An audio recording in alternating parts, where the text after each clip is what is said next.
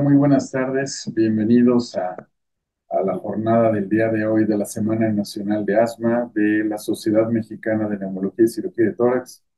Es un gusto poder compartir con ustedes este foro y la verdad es que muy contento que se van conectando muchos invitados a distancia. Hoy tenemos una agenda como todos estos días. eh, Llena de ciencia y de grandes expertos que nos van a compartir el día de hoy algo de su experiencia, de sus conocimientos. Yo soy el doctor Jesús Vázquez, soy neumólogo en Ciudad de México, expresidente de la Sociedad Mexicana de Neumología y Cirugía de Tórax. Actualmente soy el jefe de división de neumología de adultos de nuestra sociedad. Y les presento brevemente a nuestros ponentes. En primer lugar, tenemos a la doctora Gloria Barragán. Ella es neumóloga de adultos, tiene una alta especialidad en fisiología y terapia respiratoria, encargada actualmente del Laboratorio de Fisiología Pulmonar del Hospital General de México. Es profesor titular del curso de alta especialidad de Fisiología y Terapia Respiratoria en el hospital, vocal del Consejo Nacional de Neumología, ha sido sinodal del examen de certificación de Fisiología y Neumología del Consejo Nacional de Neumología y miembro de nuestra sociedad y también de la Sociedad Europea y de la Sociedad Torácica Americana. También tenemos el gusto de compartir con la doctora María José Fernández. Ella también es especialista en medicina interna y neumología y su fuerte ella es neumólogo oncólogo y también es subespecialista en neumología intervencionista. Está en Medellín, Colombia, hablando de un tema bien interesante que será el rol de la broncoscopía en el asma. Es directora del Departamento de Ciencias Fisiológicas de la Pontificia Universidad Javeriana de Bogotá, Colombia. Muchas gracias. Tenemos también a un buen amigo, Martín Mailo. Él es un buen amigo argentino, un gran experto al que seguimos siempre en sus charlas y ponencias a distancia y en local. La verdad es que es un gran experto en asma. La verdad es que es un gusto compartir el día de hoy con él. Él tiene más de 20 años de experiencia viendo pacientes con enfermedades respiratorias, especialista en neumología, alergia e inmunología clínica. Y la verdad es que su currículum es muy vasto, pero les diré que es finalmente un speaker de nivel internacional, de altísimo nivel. Y qué bueno poder conectarnos un poquito más tarde con Martín.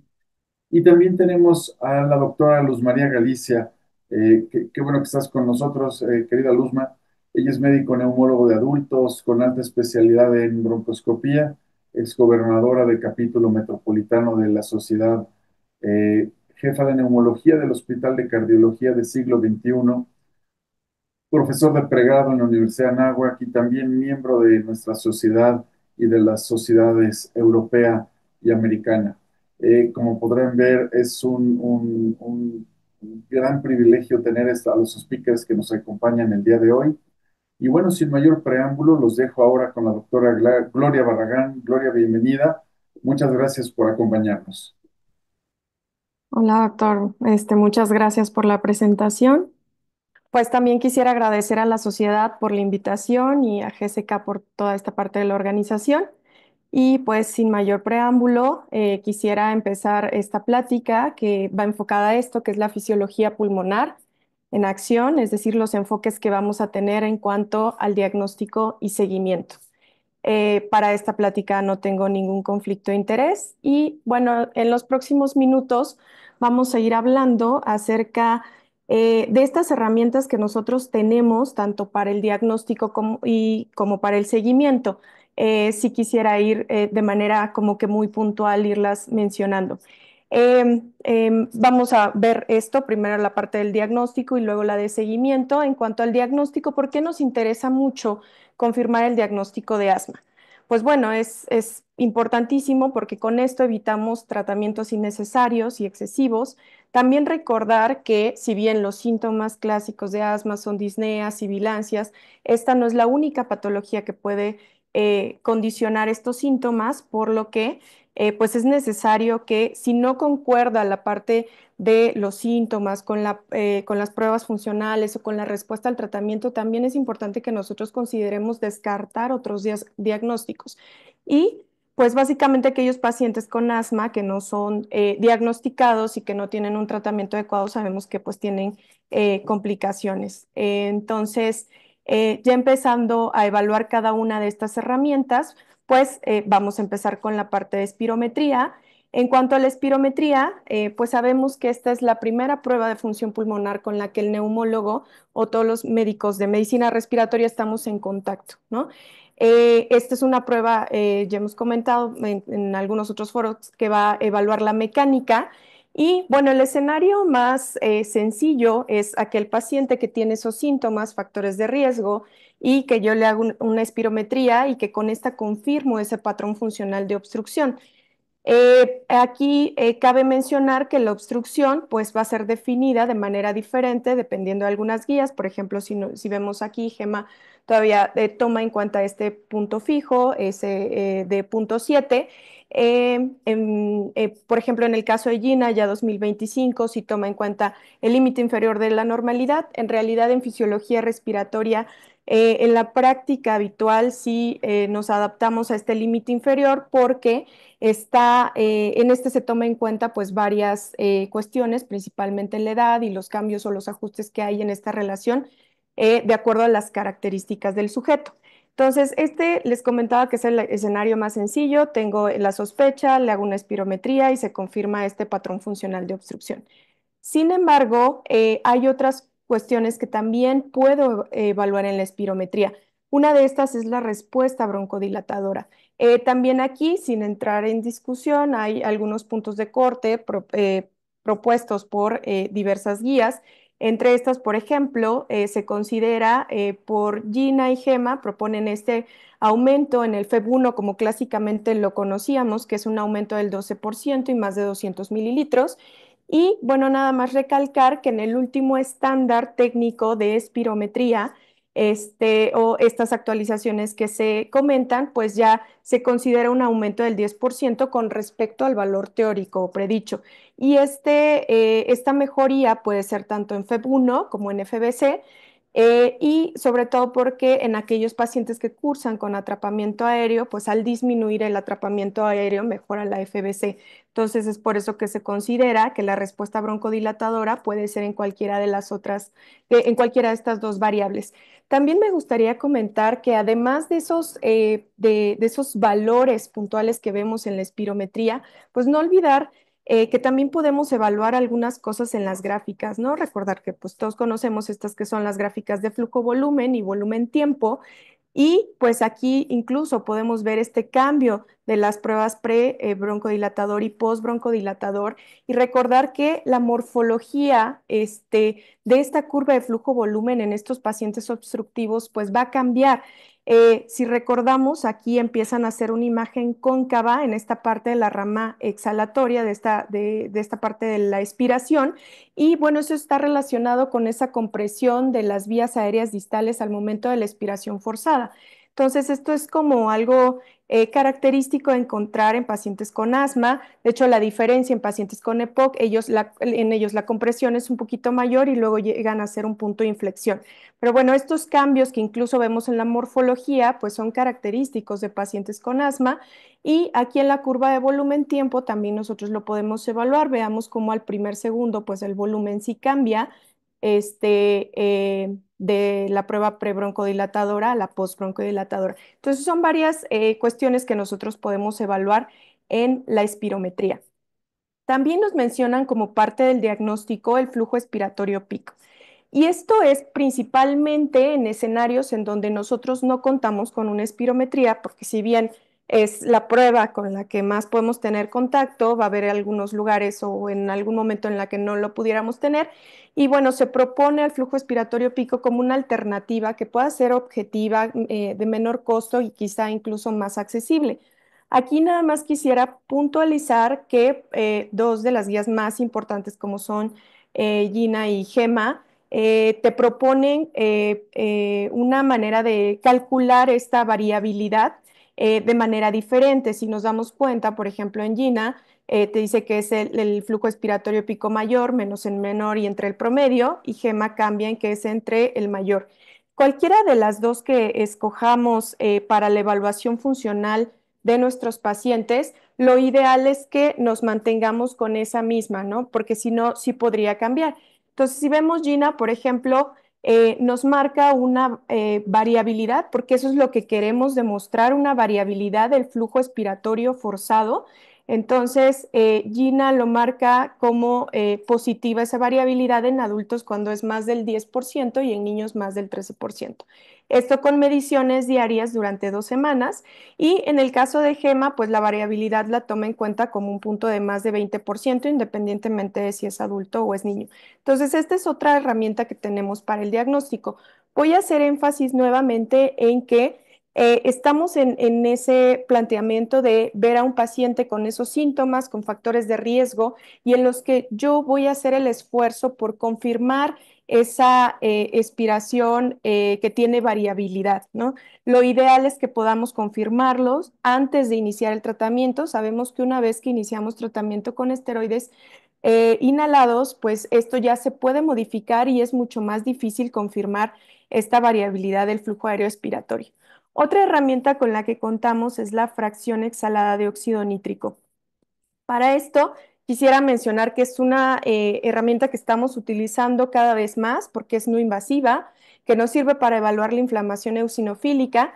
Gina en este 2025 ya lo introduce como parte del diagnóstico y de alta probabilidad de inflamación de tipo 2 con estos puntos de corte que en algunos otros documentos ya se habían comentado, como es en adultos más de 50 partes por billón y en niños más de 35 partes por billón. Y bueno, quisiera comentarles, si bien no es el objetivo principal, pero sí comentar que este es un estudio muy fácil de hacer. Si nos damos cuenta, dependiendo del dispositivo, primero tenemos que hacer una inhalación profunda, que algunos nos van comentando acá, hasta el punto en el que llegamos a una inspiración máxima, es decir, a capacidad pulmonar total, y posteriormente se tiene que iniciar un flujo que debe de ser constante que actualmente es relativamente fácil porque estos dispositivos incluso nos van marcando, o sea, si soplamos más fuerte, se sale como esa partecita más roja. Entonces, el objetivo es mantenernos ese flujo. Si nos damos cuenta, aquí nos estaba marcando el tiempo. En el caso de adultos, se requiere un flujo expiratorio que se mantenga constante durante 10 segundos y en niños, que para la cuestión de feno es en menores de 12 años, pues de 6 segundos. Entonces es una maniobra realmente que en la práctica es muy fácil de hacer, o sea, desde niños pequeños pueden realizarla y nos da información pues muy importante. Sí hacer énfasis en que por sí solo todas estas guías no ponen al feno como ya completamente confirmatorio para el diagnóstico, más bien es como apoyo, sobre todo en aquellos pacientes en los que, por ejemplo, ya se les hizo una espirometría y no encontramos nada en la espirometría, es decir, es una espirometría normal y no tuvo respuesta al broncodilatador o que por algún motivo pues no tenemos acceso a esta. Siempre debe de evaluarse en conjunto con los síntomas, la historia clínica y lo que les comentaba de la respuesta al tratamiento. Eh, Algo importante es que un valor bajo no nos va a excluir el diagnóstico de asma, si bien valores altos nos van a apoyar para el diagnóstico, si este está bajo no podemos excluir el diagnóstico de asma. ¿Ok? Existen otros documentos, entre estos hay un consenso mexicano de FENO y veamos cómo ya establecen estos puntos de corte para diagnóstico. Aquí también quiero hacer énfasis en que es diferente el diagnóstico que como tal comentar la probabilidad de inflamación eosinofílica. Entonces, para diagnóstico, también aquí algo relevante de este documento, me parece, que te hace énfasis en que si el paciente ya está utilizando terapia con esteroides inhalados o no ha iniciado ningún tratamiento, porque los puntos de corte que propone pues son diferentes. Si ese paciente lo estamos viendo de primera vez, no ha iniciado nada de terapia, para adultos el punto de corte sería de más de 40 partes por billón, lo cual Gema ya venía mencionando, por ejemplo, desde varios años atrás. Para niños más de 35 y pues aquí lo que les comentaba, importante, si ya está con terapia de mantenimiento, pues el punto de corte baja y para los adultos se considera 25 partes por billón y para niños 20 partes por billón. ¿Ok? Hasta este momento, pues hemos visto estas herramientas. En el caso de, o sea, si por ejemplo ya siguiéramos este paciente, le hicimos el espiro, salió normal, no hay prueba al broncodilatador positiva, le hicimos el PEF y tampoco hay variabilidad, le hago el feno, yo tengo que seguir insistiendo en tratar de identificar esta variabilidad del flujo expiratorio. Y sí quisiera comentar que sí contamos con todas estas herramientas, bueno, con varias de estas herramientas para intentar seguir haciendo el diagnóstico.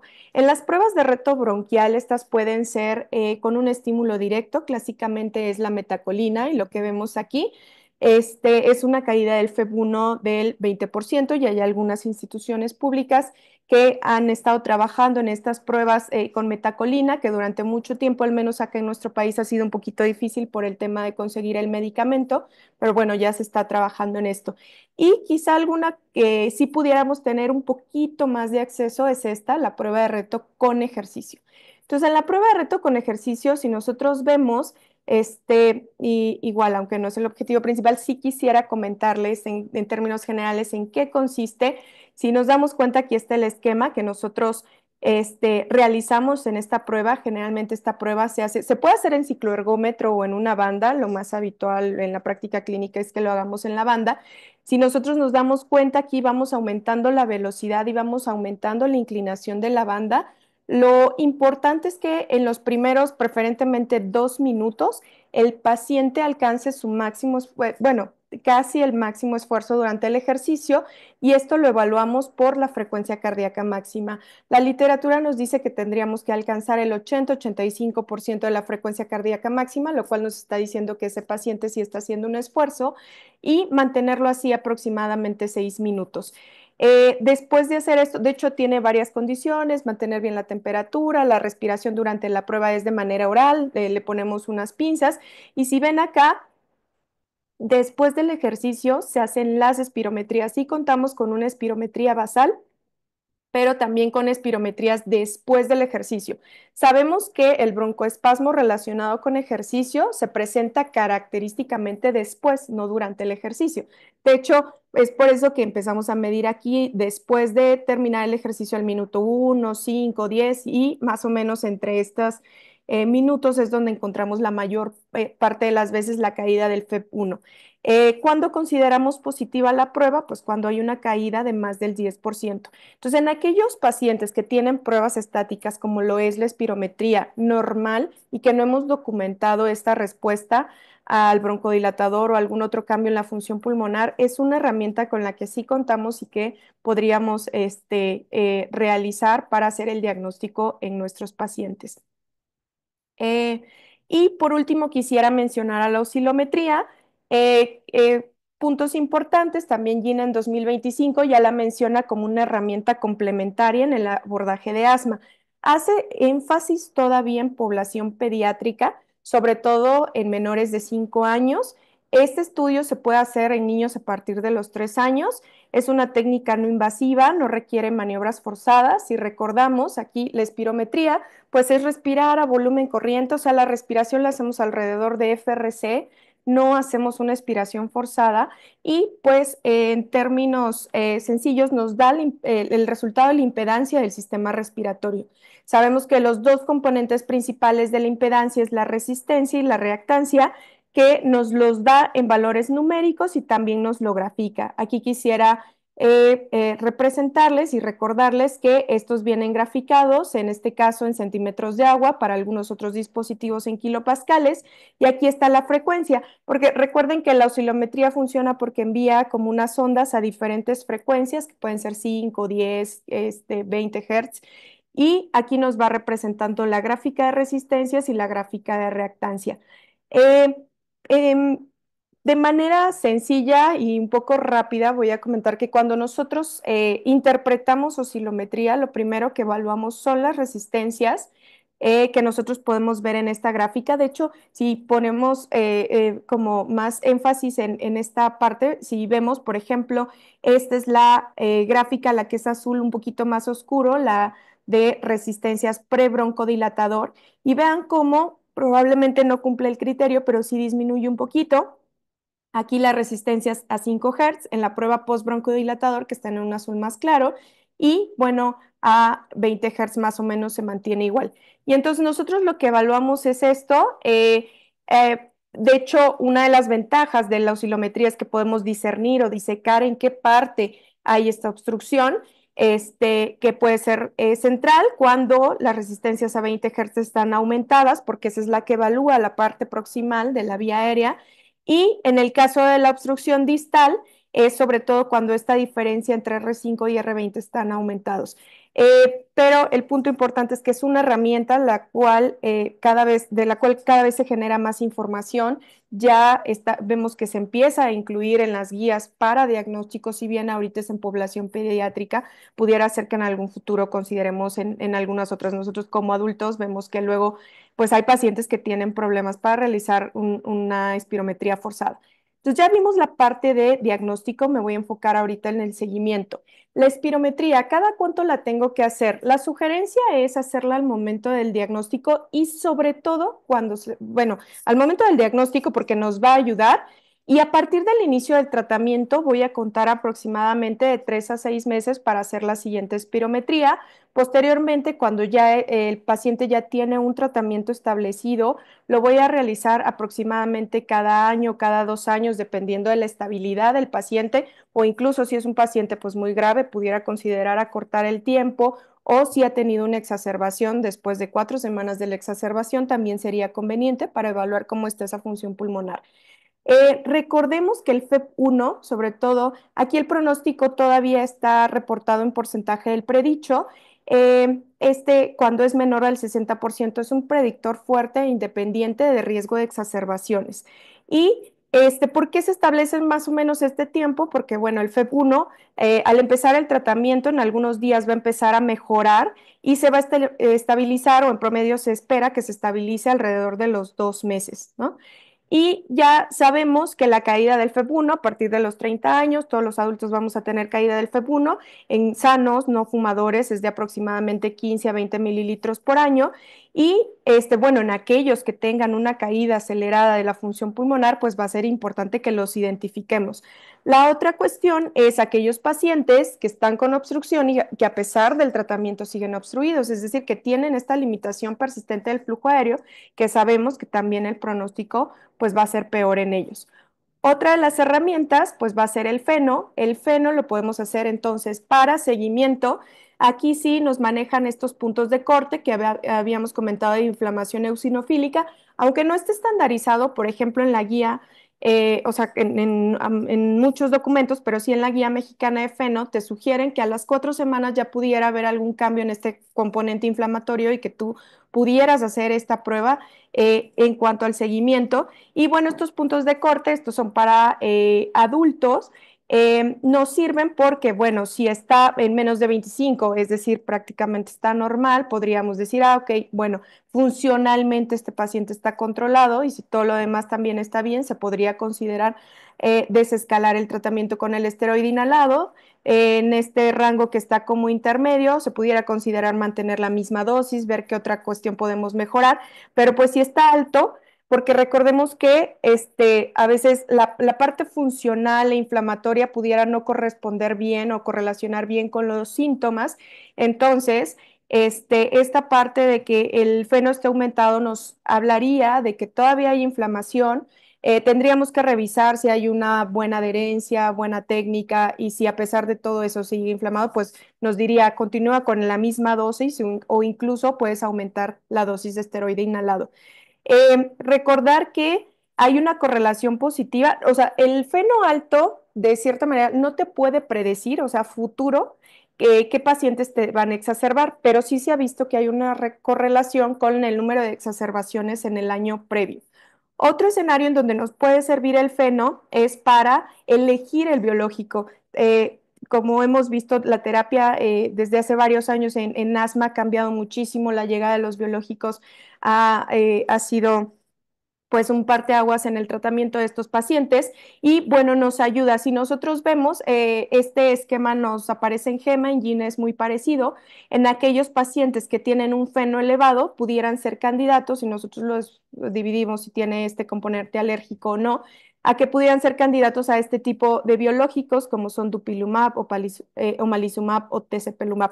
O lo contrario, aquellos pacientes que tienen esta asma no TH2, que justo pues van a tener todos estos biomarcadores normales, pues para considerar el tipo de terapias de acuerdo con la fenotipificación que hagamos del asma.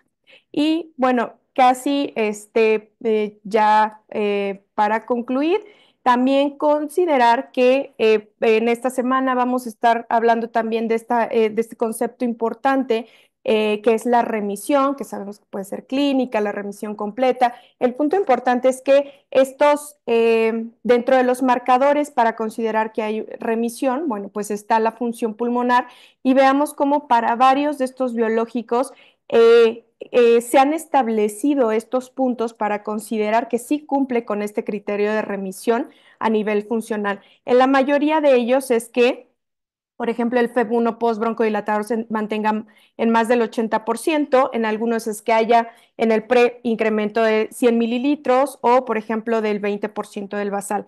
Entonces, tendríamos que ver para cada uno de los biológicos cuál es este criterio y tomarlo en cuenta para este concepto de la remisión. Y bueno, ya casi para concluir, entonces en esta plática lo que les quise mostrar es cómo estas herramientas nos ayudan tanto para el diagnóstico como para el seguimiento. Para el diagnóstico quisiera hacer énfasis en que es demostrar esa variabilidad del flujo aéreo expiratorio. Insisto, a pesar de que tengamos los síntomas, los factores de riesgo, siempre se tiene que intentar. En la primera prueba va a ser la espirometría. Sin embargo, esta podría ser normal o sin respuesta. Aquí, nada más también como paréntesis, sí, Gina luego nos propone que si, por ejemplo, la inicial no tuvimos algunos datos, que sí pudiera repetirse la espirometría, sobre todo en esos periodos en donde están presentes los síntomas respiratorios.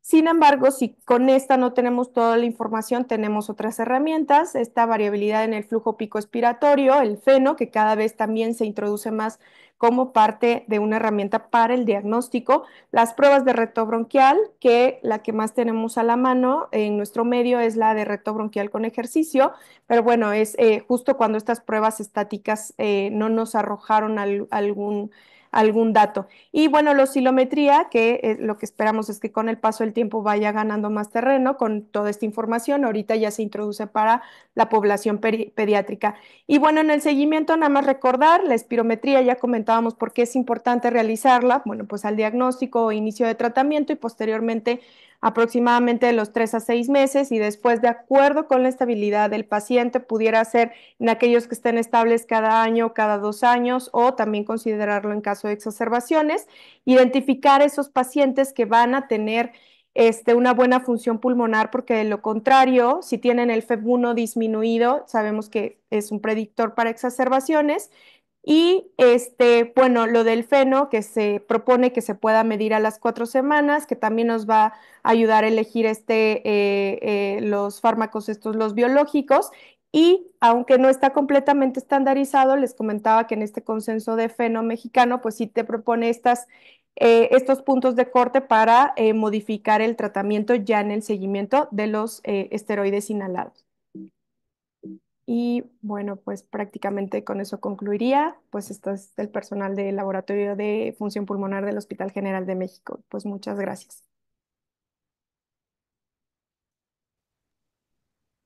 Y quisiera de una vez dar paso a la doctora María José Fernández, que nos va a hablar del papel de la broncoscopía. Bueno, muchísimas gracias. Para mí es un gusto poder estar con ustedes el día de hoy y siguiendo pues con este tema tan interesante, hablando un poco más sobre otras estrategias diagnósticas que pueden utilizarse en pacientes con asma, les voy a hablar sobre el rol de la broncoscopia para el manejo de estos pacientes. No tengo ningún conflicto de interés con esta charla y pues la idea es que voy a hablarles un poco de rasgos tratables y ahorita les voy a explicar por qué me parece que es un enfoque interesante para hablar sobre broncoscopia y voy a escribirles como el papel claro que tiene en dos elementos, un diagnóstico de un rasgo tratable extrapulmonar cómo a través de una técnica que se ha venido haciendo durante algunos años, que es la termoplastia, podemos hacer mejoría en rasgos tratables pulmonares. Y finalmente quiero proponerles un rasgo tratable que es lo que se conoce como bronquitis crónica, que podría ser un endotipo en el cual se han desarrollado algunas técnicas, tres técnicas realmente para el manejo de este tipo de endotipo, que han sido realmente utilizadas en pacientes con EPOC, pero que se podrían trasladar en un futuro al manejo de estos pacientes con asma. Entonces, bueno, ¿por qué hablar un poco de rasgos tratables? Porque nosotros estamos acostumbrados a etiquetar a los pacientes con el nombre de una patología y ponerles este diagnóstico. Sin embargo, algunas veces se nos complica porque no concuerdan al 100% con este diagnóstico, y ahí es cuando empezamos a utilizar esta aproximación en la cual yo puedo tener pacientes donde, por ejemplo, confluya una situación de falla de adherencia, que tengan un componente alérgico, una hiperreactividad de la vía aérea, que tenga un recuento de eosinófilos elevados, y esto me permite distinguir algunas características frente a las cuales yo podría dar un tratamiento diferencial. Y hemos utilizado biomarcadores como por ejemplo el feno, como explicaba muy bien la doctora previamente, y este biomarcador nos permite identificar quienes tienen una inflamación que se podría beneficiar, por ejemplo, de darle esteroides inhalados, o podemos utilizar los eosinófilos en sangre, que hoy en día sabemos que son predictores de respuesta, por ejemplo, para algunos biológicos. Y es aquí donde empiezan a aparecer estos rasgos que son elementos en los cuales yo debo comprender que deben ser clínicamente relevantes para la patología de la cual estoy hablando, deben poderse identificar y poderse medir, y se les puede dar un tratamiento diferencial. Y en las patologías respiratorias hablamos de rasgos tratables pulmonares, extrapulmonares y de factores de riesgo y de comportamiento. Es así como los pacientes ya dejamos de verlos con este rótulo de asma o con este rótulo de EPOC, y por ejemplo podemos encontrar pacientes que pueden tener asma o EPOC, pero que tienen una inflamación eosinofílica severa, la cual yo puedo intervenir con un tipo de estrategia de manejo diferencial. Bien pueden ser los esteroides, o puede ser un tratamiento biológico, y es aquí donde esta estrategia me permite buscar tratamientos diferenciales para los pacientes. ¿Y esto cómo se conecta con la broncoscopia? Hay un rasgo tratable muy importante extrapulmonar en los pacientes con asma, y es lo que se conoce como disfunción de las cuerdas vocales. Estos pacientes suelen tener más o menos entre el 28 al 30% de estos pacientes suelen tener esta coexistencia, y es que es un movimiento involuntario y episódico de las cuerdas vocales que hace que durante la inspiración, en lugar de abrirse las cuerdas vocales, tiendan a cerrarse completamente o parcialmente. Estos pacientes, cuando presentan esta sintomatología, suelen quejarse mucho de tos, pero en general suelen referir como una sensación de ocupación de la laringe o una sensación de peso en la laringe, y algunos de ellos pueden tener incluso estridor y presentan disfonía. Este elemento es interesante porque se ha visto que varias personas, no necesariamente los pacientes asmáticos, pueden presentar esta disfunción de las cuerdas vocales, pero ha sido interesante ver que en los pacientes con asma de difícil control, el 30% de ellos cursan con esta comorbilidad, y en los pacientes con diagnóstico ya de asma grave como tal, un porcentaje menor, pero es interesante verlo porque en los pacientes con diagnóstico de asma, esta disfunción de cuerdas vocales se asocia con una presencia más alta en la tasa de exacerbaciones, y adicionalmente se asocia con un peor control de la enfermedad y una peor calidad de vida. Entonces, podemos decir que podría convertirse en un rasgo tratable porque es un elemento que en los pacientes con asma les condiciona un elemento adicional, y es que tienen peor control de la enfermedad, un mayor riesgo futuro, y existe un tratamiento que yo puedo hacer para poder tratar de intervenir a estos pacientes. Es interesante porque se ha visto que en la medida en que se intervienen estos pacientes, el uso de recursos en salud se disminuye y las consultas no programadas. ¿Cuál es la gran dificultad? La gran dificultad radica en cómo poder hacer el diagnóstico de esta patología. Se sabe que más o menos el 25% de los pacientes cursan con esta comorbilidad, pero dependiendo del tipo de estrategia que yo utilice para diagnosticarlos, puedo encontrar los niveles tan bajos como el 4%. Si yo hago una laringoscopia sin ningún tipo de estímulo, este es el porcentaje de diagnóstico, y si lo hago con algún tipo de estímulo puede llegar a ser del 38%, pero es difícil de diagnosticar. Existe un cuestionario que es el cuestionario de Pittsburgh, que es interesante porque le permite a uno establecer quiénes podrían tener una probabilidad más alta de este diagnóstico. Aquellos pacientes que tienen disfonía, que no tienen sibilancias, pacientes que tienen sensación de estrechez o de tirantez en la garganta, y en algunos de estos pacientes algunos olores pueden desencadenar los síntomas. Si el puntaje de esta escala es mayor a 4 puntos, yo debo ampliar con algunos estudios y se puede hacer una espirometría, en la cual en estos pacientes suele verse un aplanamiento del asa inspiratoria por esta disfunción que tienen durante la inspiración de las cuerdas vocales.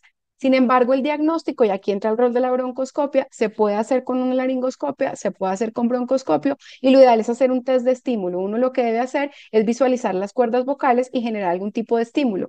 Puede pedirse al paciente que cante, es otro estímulo que se puede hacer. Este tipo de broncoscopia no se hace con sedación, que es una de las dificultades. O lo otro que se puede hacer es este tipo de estrategia en la cual yo le puedo hacer al paciente que haga alguna actividad física, que haga ejercicio, y puedo desencadenar la disfunción y puedo diagnosticar. Esta es una utilidad muy interesante de la broncoscopia en este tipo de pacientes. No se hace de rutina broncoscopio en todos los pacientes, sin embargo, me puede servir para excluir o establecer este diagnóstico, darles un tratamiento diferencial. ¿Qué otro tipo de estrategias de broncoscopia existe? Existe la termoplastia. La termoplastia bronquial es un tratamiento que es no farmacológico en el cual yo transfiero a través de una consola que emite una radiofrecuencia, una corriente térmica a la vía aérea, y de esta manera puedo generar algunos cambios al interior de la vía aérea. Fue desarrollada inicialmente en San Francisco, pero inicialmente se probó en animales, y lo que se pudo encontrar es que en aquellos animales a los cuales se les establecía esta técnica de radiofrecuencia en la vía aérea, se veía cómo cuando se trataban se disminuía la cantidad de músculo liso que tenían en la vía aérea. Y todos sabemos que un gran componente de esta enfermedad en los pacientes es esta hiperreactividad o hiperrespuesta del músculo liso, y por eso se parecía una estrategia llamativa.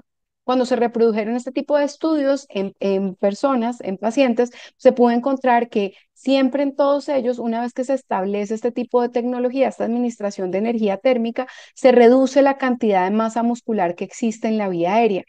Y esto es bien interesante porque inicialmente se pensaba que yo podía quemar la vía aérea y era una de las preocupaciones que existía. Y hoy en día sabemos que si bien sí existe una disminución del músculo liso después de que se produce este tratamiento en estos pacientes, no existen cambios a nivel de la matriz extracelular ni del tejido conectivo, y no se produce quemaduras de la vía aérea.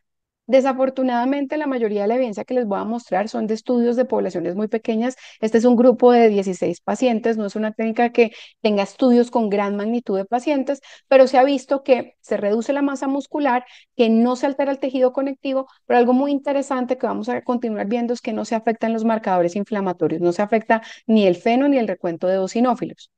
¿Por qué es interesante la técnica o en qué nos puede aportar?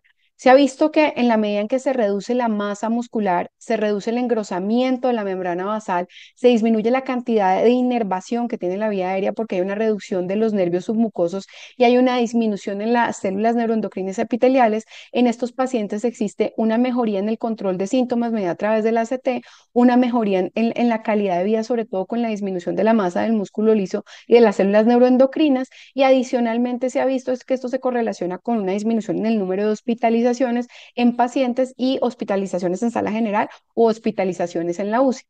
Y algo que es bien interesante, que voy a retomar más adelante cuando les hable de este rasgo tratable de inflamación, que me parece que se puede extrapolar de poco a los pacientes con asma y que será el futuro de la neumología intervencionista posiblemente en estos pacientes, es que también se disminuye la producción de mucinas, principalmente la que se ha visto que se reduce es la mucina 5AC, que es un componente muy importante de la generación de moco. La evidencia del desarrollo de esta tecnología viene de estudios inicialmente pequeños. Está el primer estudio que es el ER, este estudio es el Asthma Intervention Research, que incluyó un número pequeño de pacientes, pero que logró demostrar que cuando se comparaba el utilizar esta tecnología versus el estándar de cuidado, en estos pacientes se reducía el número de exacerbaciones leves y había una mejoría del pico flujo. Posteriormente viene otro estudio, que es el estudio que se conoce como RISA, que es el Research in Severe Asthma Trial, que ese es bien interesante porque aunque también tiene un número pequeño de pacientes, estos pacientes venían recibiendo corticosteroides orales como parte de su tratamiento, es decir, podemos decir que son pacientes con asma grave, y se pudo ver que al utilizar la termoplastia en estos pacientes se disminuía el uso de corticosteroides orales y se mejoraba el control de síntomas. Y el estudio inicial de los estudios pivotales más grandes, que es el estudio ER2, que incluyó 288 pacientes, es bien interesante porque mostró que cuando se hacía este procedimiento se comparó versus placebo. ¿En qué sentido? En que a todos los pacientes los llevaron a la intervención, algunos las ondas sí emitían la radiofrecuencia, en otros no emitía la radiofrecuencia, y se vio que existía una diferencia en cuanto al control de síntomas, en cuanto a la mejoría de la calidad de vida y en cuanto a la reducción en la tasa de exacerbaciones. Estos pacientes, que es bien interesante, se siguieron, el 92% se siguieron al cabo de 2 años y como ustedes pueden ver acá, si bien en el grupo placebo hubo pacientes que les mejoró la calidad de vida, esta mejoría fue mucho más marcada en pacientes que habían sido llevados al procedimiento con la energía radiotérmica y se puede ver que hay un 32% en la reducción de agudizaciones graves, un 84% menos de visitas a urgencias y un 73% menos de hospitalizaciones. Este efecto pues se puede ver que fue sostenido al cabo de 5 años y lo que uno puede ver es que se redujo en estos 5 años el porcentaje de pacientes que tuvieron exacerbaciones severas, el número de exacerbaciones que tuvieron estos pacientes, las visitas a urgencias por año de cada uno de estos pacientes. ¿Por qué es importante tener en cuenta los criterios de inclusión del estudio? Porque estos son los criterios de inclusión que se deben tener en cuenta en los pacientes para llevarlos a utilizar este tipo de tecnología.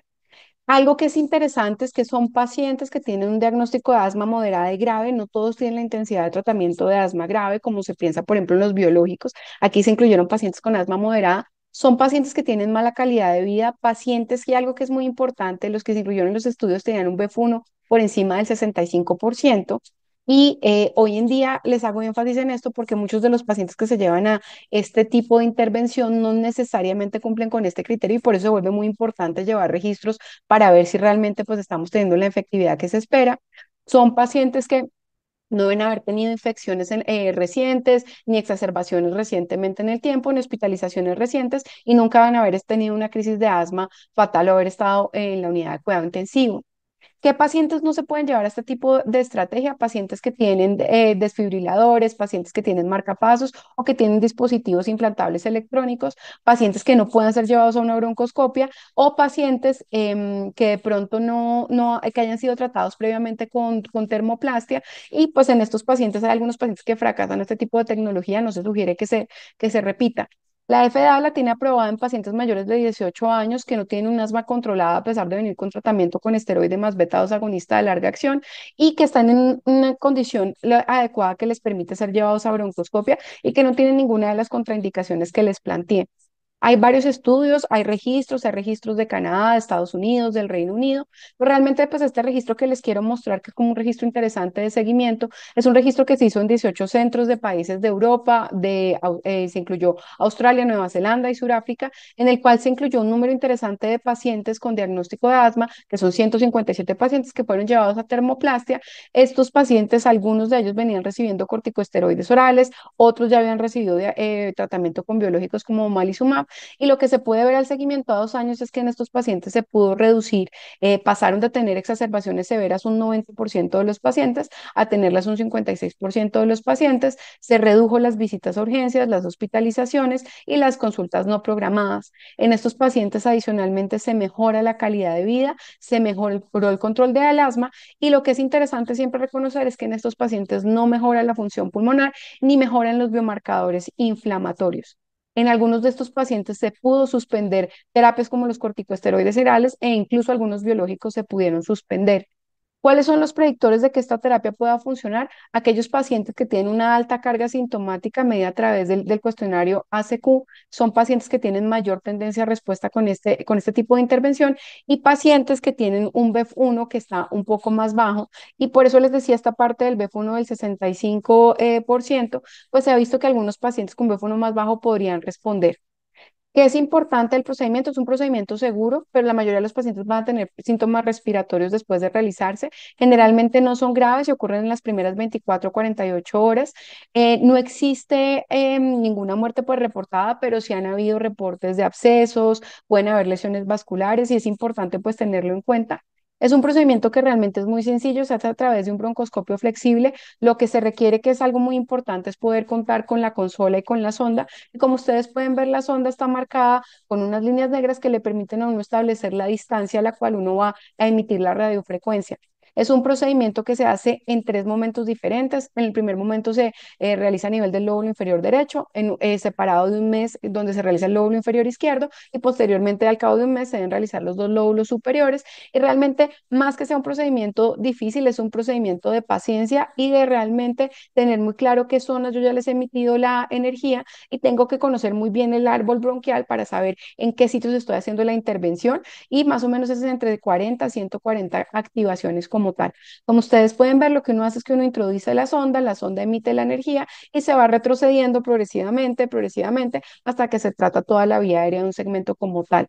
En general, las guías y las recomendaciones dicen que se puede utilizar en pacientes con asma moderada y asma grave, se debe utilizar en pacientes que tienen un asma crónicamente mal controlada, que tienen limitada la calidad de vida, que tienen antecedente de exacerbaciones y en general se propone que se haga por equipos multidisciplinarios que estén familiarizados con la técnica, que se le explique claramente al paciente cuáles son las expectativas de la misma y se deben considerar algunos elementos individuales, como por ejemplo les digo el BEF1, se puede hacer en pacientes con BEFUN un poco más bajo, comorbilidades, pacientes que de pronto hayan tenido exacerbaciones recientes o que tengan contraindicaciones propias para la broncoscopia, son casos que se deben evaluar como tal. Y en general se sugiere que la termoplastia está indicada en aquellos pacientes que han venido recibiendo tratamiento, por ejemplo, con asma grave, que han venido recibiendo tratamiento con biológicos y a pesar de eso no han tenido respuesta al tratamiento adecuado como se esperaba, o en pacientes que se habla que tienen una inflamación T2 baja.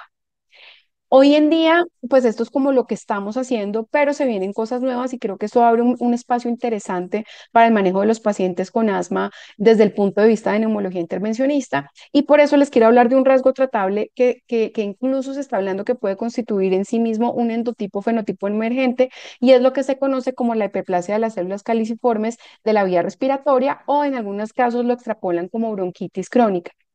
¿Qué es interesante acá?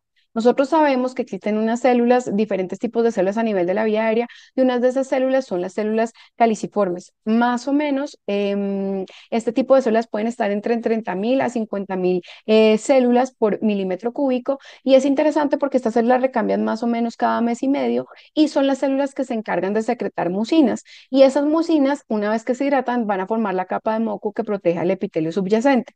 Se sabe que cuando yo tengo pacientes con bronquitis crónica, esta bronquitis crónica va a tener una serie de cambios a nivel de la vía aérea que tienen que ver con cambios a nivel de metaplasia de las células escamosas, de las células basales, hay engrosamiento del epitelio, hay cambios del músculo liso, pero algo que es interesante es que comienza a haber hiperplasia de las células caliciformes y comienza a aparecer mayor cantidad de músculo, perdón, de moco a nivel de la vía aérea. Eso está muy descrito en la bronquitis crónica que conocemos de la época.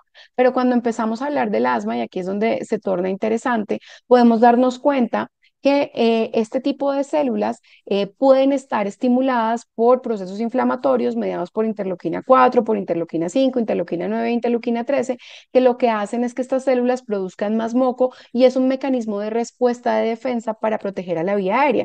Esto va acompañado de mecanismos de defensa de las células claras y de las células serosas, que lo que hacen es que producen moléculas antibacterianas, antiinflamatorias y protegen a la vía aérea como tal. Entonces, la pregunta es si de pronto esta hiperplasia de células caliciformes podría ser un rasgo tratable en pacientes con asma. No le estoy hablando de pacientes de POC, sino en pacientes con asma. Y nos toca mirar si es clínicamente relevante. Cuando se han estudiado pacientes con asma leve, asma moderada, no únicamente pacientes con asma grave, se ha visto que en los pacientes que tienen asma comparados contra pacientes sanos, existe un aumento en la cantidad de mucina que hay por área de superficie, tanto en el volumen también que se presenta a nivel del epitelio, existe mayor cantidad de células caliciformes y lo que se ha visto es que estas células aumentan en volumen, pero también aumentan en tamaño. Y es interesante porque incluso la mucina que tienen almacenada los pacientes con asma es 3 veces mayor que los pacientes que son sanos. Y es interesante ver que en la medida en que el asma es más severa, existe una mayor cantidad de secreción de mucina que está relacionada con este proceso de aparición de moco y preproducción de moco en estos pacientes que se ha asociado con la aparición de tapones mucosos.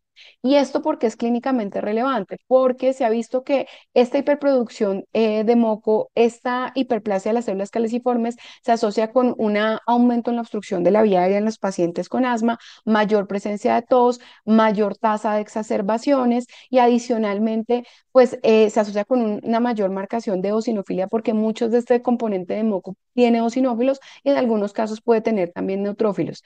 Pero es bien interesante porque entonces uno dice, pareciera que el hecho de que yo tenga esta manifestación es clínicamente relevante porque se va a asociar con desenlaces negativos en estos pacientes. Se puede identificar y se puede medir. Existen nuevos scores que se han desarrollado a través de la tomografía, a partir de los cuales uno puede identificar cuáles de estos pacientes tienen esta serie de tapones mucosos, más que la hiperplasia, porque para esto tendría yo que hacer biopsias y demás. Se ha visto que tienen estos tapones tapones mucosos y en la medida en que yo los cuantifico, se han asociado con mayor deterioro de la función pulmonar, mayor tasa de exacerbaciones y peor calidad de vida. ¿Es tratable? Pareciera que sí. Sabemos que los pacientes que usan corticosteroides orales tienen disminución en la producción de la mucina 5A6, 5B y además se ha visto que se disminuye la expresión de las células caliciformes. Dupilumab es uno de los biológicos que ha mostrado que disminuye esta hiperplasia de las células caliciformes. Benralizumab es bien interesante porque tienen un estudio que miden con resonancia y han visto que se mejora este atrapamiento de moco y se mejora la función pulmonar. Y por ejemplo, tezepelumab también ha mostrado que se reduce la aparición de estos tapones mucosos. Pero ¿en qué momento entra pues como la neumología intervencionista y qué podría venirse para acá? En los pacientes he intentado encontrar si existe algún tipo de tecnología que me permita controlar esta hiperplasia mucosa de células caliciformes y esta hiperplasia bronquial. Y se han desarrollado tres nuevas tecnologías de las que les voy a hablar. Una es la enervación dirigida hacia el pulmón, otro que es el criospray de dosis medida y otra es otro tipo de técnica de emisión de energía, que en este caso no es una energía térmica como hablábamos de la termoplastia, sino que es una administración de una carga eléctrica que se da por pulsos, que va dirigida al epitelio respiratorio, al tejido mucoso y al músculo liso, y que es bien interesante porque se ha visto que actúa sobre las células caliciformes y las glándulas, favoreciendo su reemplazo a nivel de los tejidos por un tejido que sea más sano, manteniendo la estructura de la matriz extracelular. Y se ha visto que reduce la producción de moco y con esto se ha visto, sobre todo en pacientes con EPOC, porque son los que más se han incluido, que se reducen los síntomas y las exacerbaciones. Es una tecnología que es interesante, es una tecnología que es parecida si lo miramos como a la termoplasia. El tipo de energía es diferente, pero yo necesito un generador electroquirúrgico, un catéter que funciona como un electrodo desechable y a través de este catéter yo voy emitiendo los pulsos de energía como tal. Es un procedimiento que se hace en pacientes con bajo anestesia general, con intubación endotraqueal, requiere que se disminuya la FiO2 por debajo del 40%, como se hace con todas las energías que uno administra térmicas, donde pueda pensar que pueda existir algún tipo de quemadura de la vía aérea. Se hace a través de un broncoscopio terapéutico donde se inserta el catéter por el canal del trabajo y uno lo que intenta hacer es muy parecido, si ustedes lo piensan en la termoplastia que hacemos hoy en día, solo que la energía es diferente y uno lo que empieza a hacer es administrar progresivamente a través de la vía aérea desde las vías respiratorias de la quinta a la séptima generación hasta la carina principal, va administrando pulsaciones y de esta manera va tratando la vía aérea como tal. Esta es la forma como se administra, es simplemente un catéter especial, uno ingresa a través de la vía aérea, localiza cuál es la vía bronquial en la cual va a administrar la energía y una vez que uno la localiza, simplemente se dispara y se administra la energía. Y luego uno va retrayendo el catéter hacia atrás y en la medida en que lo retrae, lo va localizando, por ejemplo, ahí se está pasando a la otra división bronquial y se administra la energía. Es un procedimiento que también, como les digo, es sencillo, pero que requiere principalmente de paciencia y tener un buen mapeo bronquial como tal. Existe un gran desarrollo clínico detrás de esta tecnología, existen diversos estudios, pero en general estos estudios se han hecho principalmente en pacientes con fenotipo bronquitis crónica con EPOC, está desarrollándose en pacientes con EPOC y se han excluido pacientes que tengan diagnóstico primario de asma, pero es posible que más adelante la veamos utilizar en estos pacientes porque, como les digo, se ha visto que disminuye la hiperplasia de las células caliciformes y podría ayudar al manejo de los pacientes con asma. La enervación dirigida al pulmón es otro tipo de técnica que se ha utilizado principalmente en EPOC, tanto en pacientes con enfisema como en bronquitis crónica, que lo que tiene detrás o el principio que tiene detrás es que en la medida en que se alteran los nervios parasimpáticos, se disminuye la liberación de acetilcolina y se plantea que se disminuye la contracción del músculo liso respiratorio y la producción de moco. Esto se ha visto que se asocia con la disminución en la producción de moco, la disminución de la inflamación y la disminución del músculo liso como tal. Es una tecnología que también lo que requiere es un generador de radiofrecuencia, requiere un catéter como tal, que es un catéter dual, y este catéter, que es bien interesante, está acoplado a un electrodo y este electrodo emite una corriente como tal y esta corriente es lo que va a generar como tal la denervación de la vía aérea. Es una tecnología que se ha venido desarrollando de un tiempo atrás, viene un poco del principio de enervación renal que se ha utilizado para manejo de hipertensión arterial refractaria, pero que se utiliza específicamente en la vía aérea. Tiene también un plan de desarrollo, una gran cantidad de estudios, pero estos estudios como tal se han desarrollado principalmente en pacientes con EPOC y se han excluido pacientes con diagnóstico de asma. Pero se ha visto que en pacientes con EPOC que tienen este fenotipo de bronquitis crónica, disminuye la tasa de exacerbaciones y disminuye la tasa de hospitalizaciones. La reoplastia, que fue la tecnología que les expliqué anteriormente, adicionalmente a esto también ha visto que mejora la calidad de vida y el control de síntomas en pacientes con EPOC y sería interesante probarla en pacientes con diagnóstico de asma. Y finalmente les voy a hablar del criospray de dosis medida, que me parece que es algo interesante que de pronto aquí en Latinoamérica podría sernos muy útil, porque si bien se los voy a mostrar aquí en EPOC y que podrían ir más adelante para asma, también es útil para el manejo de pacientes con estenosis de traqueal o con estenosis bronquial. En pacientes post-trasplante se ha visto que funciona mucho para el manejo de esas estenosis. Entonces creo que es una tecnología que podría apoyarnos en varios procedimientos de diferentes patologías. Simplemente lo que consiste es en administrar un aerosol. Es un aerosol que está frío. La diferencia grande que existe con las ondas de crío que nosotros utilizamos hoy en día para criobiopsia, para crionecrosis, es que este tipo de spray disminuye mucho más la temperatura. Nosotros cuando hablamos de todas las tecnologías que utilizamos actualmente como de estrategias para hacer criobiopsia o crionecrosis, alcanzamos los -80 °C, pero esta tecnología alcanza un nivel de congelación mucho más alto que puede llegar incluso a los -196 °C. Entonces es un poco diferente, utiliza nitrógeno líquido. Esta tecnología sirve para destruir las glándulas productoras de moco y las células caliciformes y facilita pues que mantiene la membrana basal íntegra y estable. Se ha visto que puede generar daño pues o destrucción de estas células con una profundidad de hasta 0,5 milímetros y facilita la regeneración normal pues de las células y de la vía aérea como tal. Necesita una consola en particular, una sonda, que es la sonda a partir de la cual se administra el criospray, y lo que se debe hacer es que se administra también progresivamente en las vías respiratorias y se va progresivamente de forma circular haciendo crioablación de las vías aéreas.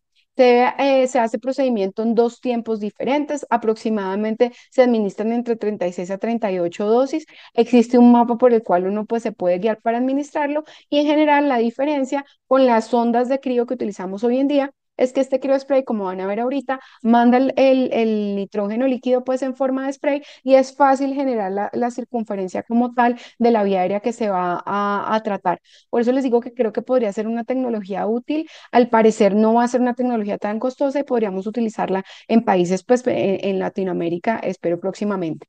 También tiene la dificultad que los estudios se han hecho en pacientes con EPOC, se han excluido pacientes con diagnóstico de asma grave, pero se ha visto que esta tecnología mejora la calidad de vida, mejora el control de síntomas y mejora la disnea en pacientes con diagnóstico de POC. Entonces, yo lo que les diría acá es que estas son tecnologías que están desarrollándose, se han desarrollado principalmente en pacientes con EPOC, pero posiblemente tengan un espacio más adelante para pacientes con diagnóstico de asma.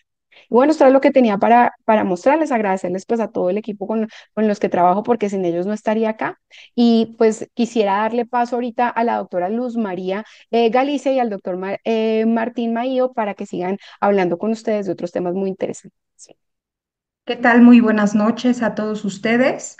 Muchas gracias a todos los médicos por permanecer en estas sesiones tan interesantes. Y bueno, quisiera retomar esta parte clínica y bueno, agradecer de primera instancia a la Sociedad de Neumología y también a GSK por la invitación. Aquí está mi conflicto de interés con los laboratorios que he participado. Y pues bueno, nosotros retomar es muy interesante el intervencionismo. La verdad es que cada vez están avanzando más en la estrategia de un mejor control del asma. Pero ¿por qué nos sigue preocupando esta enfermedad? ¿Por qué nosotros creemos que es relevante como neumólogos y como médicos generales? Hoy por hoy sigue la incidencia del asma mucho muy alta. La verdad es que se habla por la OMS hasta de 364 millones de personas que padecen asma a nivel mundial. Este padecimiento es realmente importante, digo, impacta tanto en adultos como en niños. Hasta un 83% de los adultos pueden experimentar síntomas de asma Todavía es una enfermedad muy prevalente que también genera discapacidad, pero además un porcentaje muy pequeño, menos del 50% de los pacientes, tienen una opción de un tratamiento bien establecido y llegar a un control es un reto. En México todavía el subdiagnóstico es muy importante. La verdad es que la prevalencia del asma sigue siendo muy interesante, ya que un diagnóstico médico de la enfermedad es un porcentaje muy pequeñito, incluso menos del 10%, y sabemos que hasta 130 millones de habitantes prevalecen con esta enfermedad, tienen sintomatología, algunos no tienen diagnóstico, lo que nos dice los estudios del INEGI y la epidemiología es que de los pacientes hospitalizados, hasta 25.630 egresos de todas las enfermedades respiratorias se atribuyen al asma. Es por ello que nos sigue preocupando. Y pues, ¿qué metas queremos o qué nos dicen los lineamientos y nosotros estamos a la par de qué se está realizando? Pues realmente, como ya mencionaron en la plática inicial, el diagnóstico es un reto. Tenemos variabilidad en las espirometrías, pero el objetivo, de acuerdo a la sintomatología del paciente, es lograr un adecuado control de síntomas y mantener sobre todo la actividad física del paciente, la calidad de vida que pueda realizar una vida normal es un reto porque es una enfermedad crónica que se controla. Asimismo, sabemos que son pacientes susceptibles a cursar con exacerbaciones, visitas hospitalarias y pues realmente efectos colaterales del mal uso de fármacos. Y creo que muchas veces nosotros solo estamos viendo una parte de la enfermedad. Esta imagen tan ilustrativa que lo comparan con un iceberg, realmente es muy interesante porque nosotros, si bien cuando evaluamos a un paciente podemos ver tanto los síntomas como la función pulmonar y le podemos estar dando un seguimiento para evitar exacerbaciones. Sin embargo, en algunos pacientes no podemos estar vigilando, los dejan de ir. Muchos pacientes persisten con la hiperreactividad de vías aéreas, tienen un manejo irregular o dejan de seguir o usan únicamente rescates, lo cual genera que las vías aéreas permanezcan inflamadas. Pero ¿qué pasa? Que a lo largo del tiempo se van a estar remodelando y eso nos genera desenlaces. Entonces, de acuerdo a los lineamientos internacionales, pues hoy por hoy la piedra angular del tratamiento y que se ha fortalecido por el tiempo son los corticosteroides inhalados, los que han demostrado obtener un mayor beneficio y sabemos que deben de recibirse de manera regular, ¿no? Ya que al uso constante, pues controla los síntomas, disminuye la inflamación y a largo plazo evita la remodelación más rápida de la vía aérea, ¿no? Asimismo, el paciente, entre mejor controlado, pues tiene menos exacerbaciones y menos visitas hospitalarias. Pero ¿qué pasa en el mundo real? ¿Cómo se percibe el asma sintomática? Realmente hay estudios que pueden ser heterogéneos porque ustedes ven que los estudios observacionales tienen una variabilidad entre 20 y 82%. ¿Por qué sucede eso? Bueno, pues realmente en los estudios eh, algunos depende del lugar donde se realizó, incluso del diagnóstico de asma, el número de pacientes que incluyeron. Pero creo que hoy por hoy los estudios de vida real nos dan mucho más información. Ustedes vean desde un 20 hasta 82% variables, pero esto depende más que nada eh, de qué pacientes utilizaron y qué nos va a generar el estudio de vida real. Creo que hoy por hoy nos genera mejores estrategias, conocer más la enfermedad y muchos se apegan más a nuestra población o se apegan más a lo que vemos actualmente. Y bueno, la meta siempre va a ser lograr un control de síntomas. Si vemos de rutina al paciente, nosotros siempre hacemos las preguntas, síntomas diurnos, nocturnos, cuántas veces usa el broncodilatador el paciente de rescate. Algunos podrán usar su terapia MAR, pero otros utilizan todavía el salbutamol. Y sí llega a haber el segmento de pacientes que únicamente usan un SABA de rescate y con eso se mantienen durante años. Entonces, realmente si nosotros cuando hacemos una evaluación del paciente podemos saber si realmente está controlado o no controlado. Es por eso que de acuerdo a los lineamientos que ya tenemos disponibles en las diferentes guías, pero que sobre todo Gina nos da pautas escalonadas y nos da track 1, track 2 para usar medicamento, pues es importante destacar y considerar que entre mejor use el paciente su terapia combinada, pues sabemos que el paciente va a estar mejor controlado. Sin embargo, ¿cómo se perciben los pacientes? La verdad es que hay estudios que ahora nos dan mucho más información de cómo están percibiendo el asma. Nosotros podríamos considerar, y de acuerdo a las preguntas que son muy objetivas, podríamos considerar que el paciente está controlado. Sin embargo, hay estudios muy bonitos, muy interesantes, como este que es el Apparent, donde se consideró la perspectiva tanto de pacientes como médicos, un buen número de pacientes, y la prescripción para saber si está bien alineada a los tratamientos que se están dando. Y entonces cuando se interroga a los pacientes, pues es muy interesante porque si ustedes logran ver aquí en las barras amarillas, realmente el paciente se percibe algo controlado. Un porcentaje se percibe bien controlado, pero aquí les quiero hacer énfasis en México, pues el porcentaje más grande es en el paciente que se percibe algo controlado. Y entonces, la mayor parte de los pacientes considera que no está muy bien. Ninguno es al 100%, ¿verdad? Eso probablemente no lleguemos a hacerlo.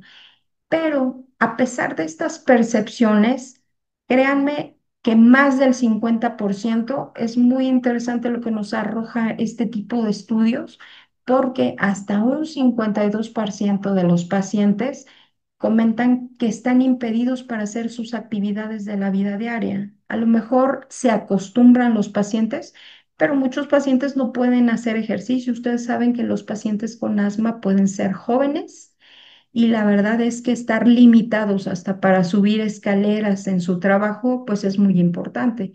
Más del 50% de los pacientes tienen sintomatología nocturna, al menos una vez por semana.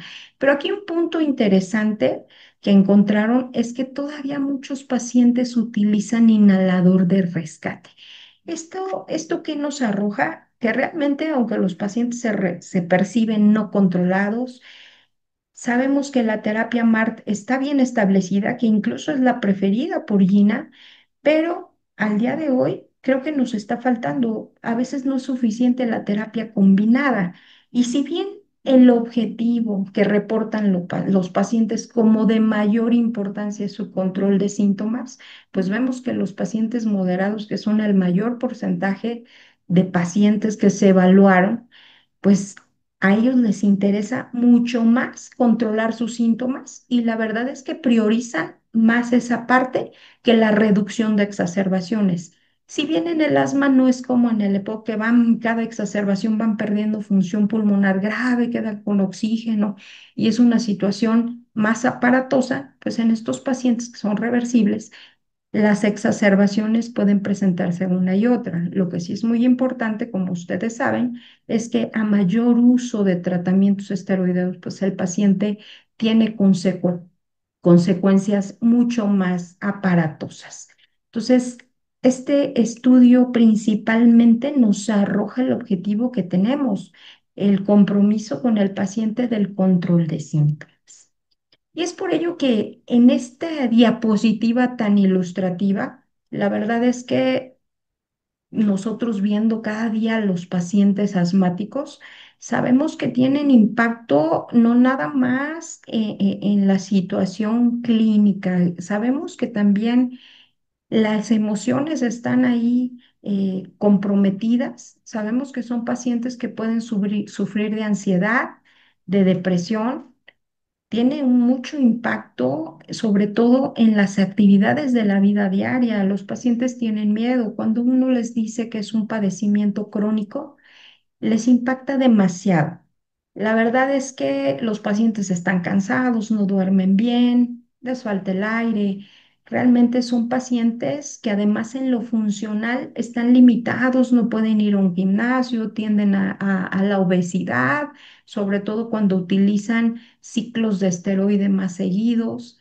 El ausentismo en lo financiero también les compromete mucho, ya que tienen pérdida de actividad laboral, tienen días de incapacidad, algunos se hospitalizan. Eso genera también falta de dinero para comprar sus tratamientos y la verdad es que es un círculo vicioso que nosotros estamos viendo, porque al no tener lo económico, los pacientes no tienen una medicación adecuada, ¿no? No hay adherencia, las comorbilidades se van perpetuando y bueno, esta diapositiva nos engloba una parte de lo que decimos. Creo que las necesidades del paciente asmático no están cubiertas de manera completa y creo que llegar a una remisión es interesante, pero sí es un deseo futuro. Creo que hoy por hoy existen estrategias en las que se están trabajando. Las terapias actuales nos están dando muy buenos resultados. Y bueno, con esta diapositiva quiero terminar esta introducción para darle la palabra al doctor Milo, quien nos va a presentar. Muchas gracias. Para mí es, como siempre, un gran placer poder estar en esta Semana Nacional y Mundial del Asma. Es realmente es un honor. Así que agradezco la invitación de GSK, agradezco el espacio brindado por la Sociedad de Neumología y Cirugía del Tórax de México, que es siempre eh, son unos hermanos para mí, así que agradezco mucho el momento de poder compartir con ustedes. Bueno, cuando nosotros nos planteamos el manejo del asma, en cualquier nivel de asma, en cualquier nivel de severidad de asma, nos encontramos con algunos planteos, algunos objetivos que nos proponemos que justamente tienen que ver con el control de esta enfermedad. En primer lugar, optimizar la función pulmonar. Ese es uno de los objetivos que siempre estamos mirando porque creo que el único método disponible para todos en todos los lugares de atención, tiende a evaluar cómo está nuestro paciente desde el punto de vista numérico y desde el punto de vista del estudio que más conocemos. También controlar la enfermedad, controlar los síntomas que manifiesta la enfermedad, que el paciente no tenga exacerbaciones o por lo menos prevenir la mayor cantidad de esas exacerbaciones y luego que desde ya tratemos de que el paciente use lo menos posible o requiera lo menos posible corticoides sistémicos, ya que son nuestros objetivos que nos planteamos habitualmente en el tratamiento, en el enfoque inicial de nuestros pacientes y en el mantenimiento en el tiempo de estos objetivos, es lo que nos garantiza que esos pacientes se mantengan bien, básicamente, que es lo que siempre queremos,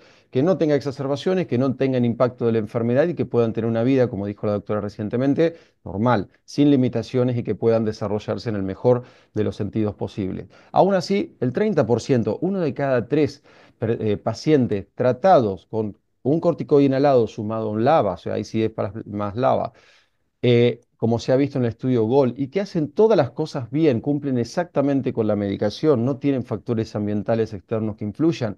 A pesar de eso, el 30% de estos pacientes manifiestan que su enfermedad no está adecuadamente controlada. Por lo tanto, la falta de control, a pesar de los tratamientos disponibles, es algo muy frecuente, es muy común y que muchas veces no nos damos cuenta nosotros de que existe una broncoobstrucción persistente o que el paciente presenta signos de broncoobstrucción persistente.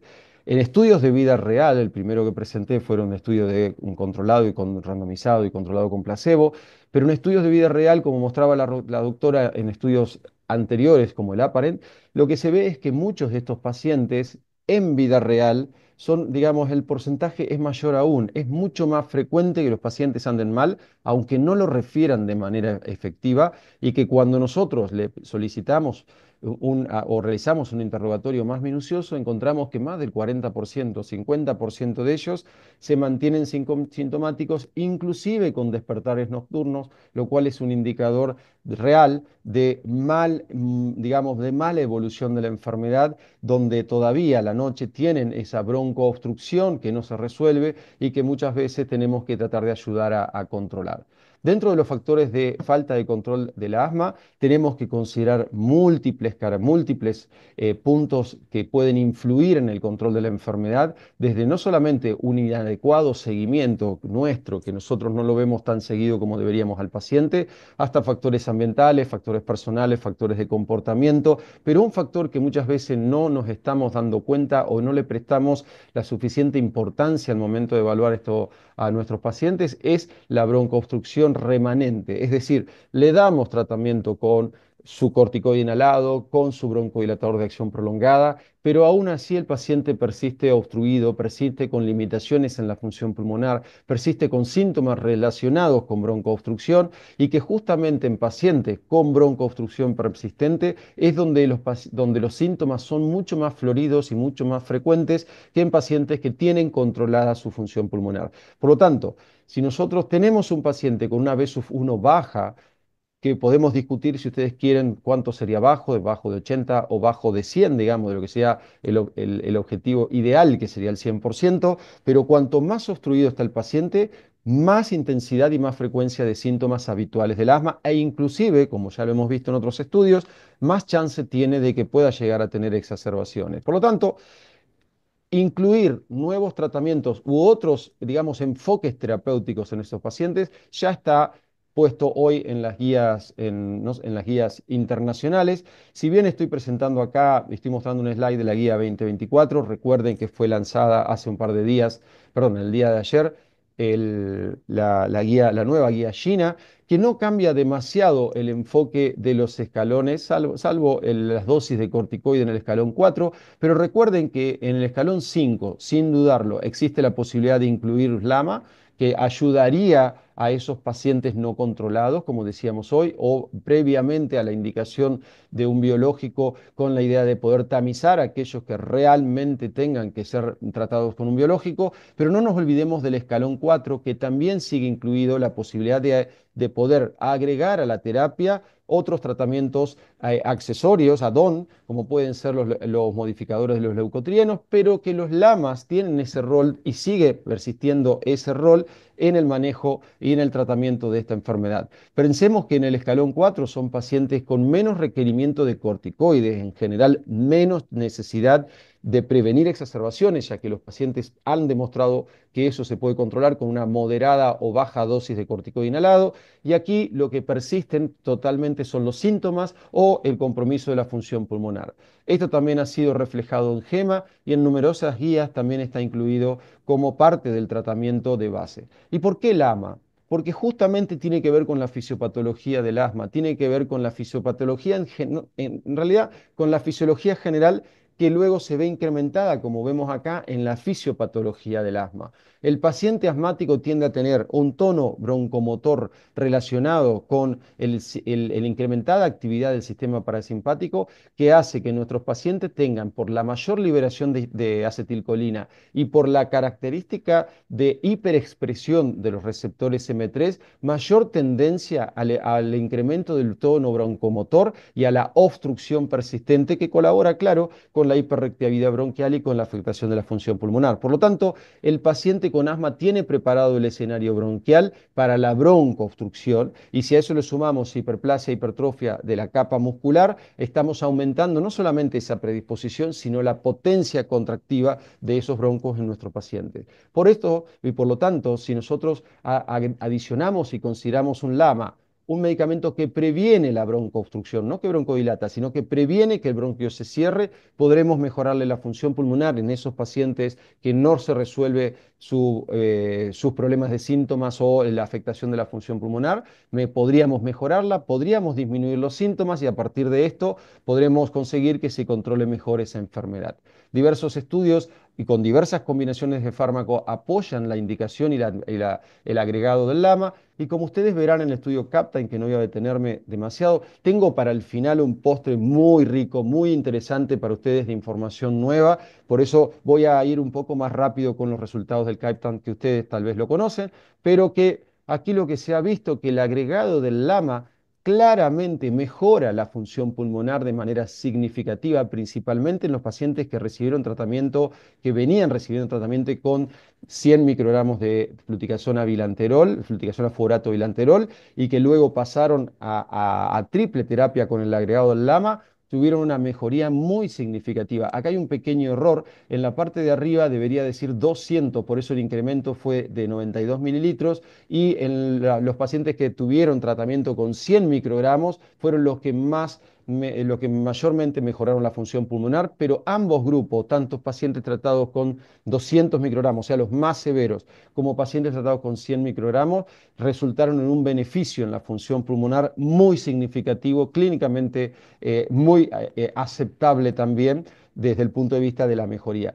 Esta diapositiva yo siempre la muestro porque es lo que marca cómo el paciente ingresó en el estudio y como ustedes verán aquí, esta es la etapa de Ranin, tratada inicialmente con lo que sería fluticasona salmeterol, luego pasaron a lo que sería el Relval 100, y fíjense cómo la función pulmonar fue subiendo, es la etapa previa, pero luego aquellos que recibieron LAMA siguió subiendo la función pulmonar, se siguió incrementando la función pulmonar solamente por el agregado del LAMA, no hubo otro cambio. Por eso es importante saber que el LAMA aporta, no solamente numéricamente, sino como vemos en este gráfico de evolución en el tiempo, aporta ese plus de broncodilatación o de prevención de la broncoobstrucción que favorece el mejoramiento de la función pulmonar. Por lo tanto, en resumen del CAPTAIN es, si nosotros necesitamos aumentar la broncodilatación y mejorar los síntomas, es importante el agregado del LAMA. Si nosotros necesitamos desinflamar, porque ese paciente persiste con inflamación bronquial, el agregado, o mejor dicho, el incremento de la dosis de un corticoide inhalado es lo que va a favorecer fundamentalmente la prevención de las exacerbaciones. Y ahora, yéndonos un poco a un tema que muchas veces es controversial en terapias inhaladas, no tanto en asma grave, ya que es la vedette hoy día de muchos de los enfoques terapéuticos o de los objetivos a largo plazo del tratamiento del asma, la pregunta que nos hacemos y que los invito yo a que tengamos en discusión es si se puede y si es factible lograr la remisión en asma con terapia inhalada, ya que sería interesante saber si estos pacientes que nosotros le damos un tratamiento convencional pueden lograr tal equilibrio que permita decir que la enfermedad está absolutamente controlada, como lo vemos hoy, por ejemplo, en el tratamiento con biológicos en asma grave. Este es un objetivo desde ya ambicioso, pero que siempre tenemos que considerar porque tiene que ver con el control total de la enfermedad. Es decir, tiene que ver con que su paciente deje de tener limitaciones, deje de tener problemas, deje de tener exacerbaciones y por lo tanto las consecuencias del asma bronquial. Y ahí es independiente de la gravedad. Es más frecuente en asma grave, por supuesto, porque es donde el foco está puesto por la severidad, la gravedad y hasta el riesgo de vida en esos pacientes, pero que debe ser considerado en todos también. Por lo tanto, la remisión clínica es una evaluación compuesta que no depende solamente de uno o dos factores. Y fíjense ustedes, para sorpresa de muchos, es decir, como decíamos al principio, que nuestro paciente esté bien, que tenga y cumpla con todos los objetivos que nos propusimos y que nos proponemos siempre cuando prescribimos un medicamento o indicamos un tratamiento o hasta cuando indicamos inclusive rehabilitación respiratoria a nuestros pacientes. Es decir, que el paciente esté controlado y que su asma esté controlado, absolutamente controlado, tiene que ver con los puntos y nuestros objetivos que nos debemos plantear a lo largo de un largo periodo de tiempo, por lo menos un año diría yo, algunos dicen más, para poder controlar bien esa enfermedad y que no exista residuo de actividad inflamatoria, que sería lo ideal. A lo mejor evaluar el feno para ver que su feno esté bajo, que los eosinófilos estén descendidos.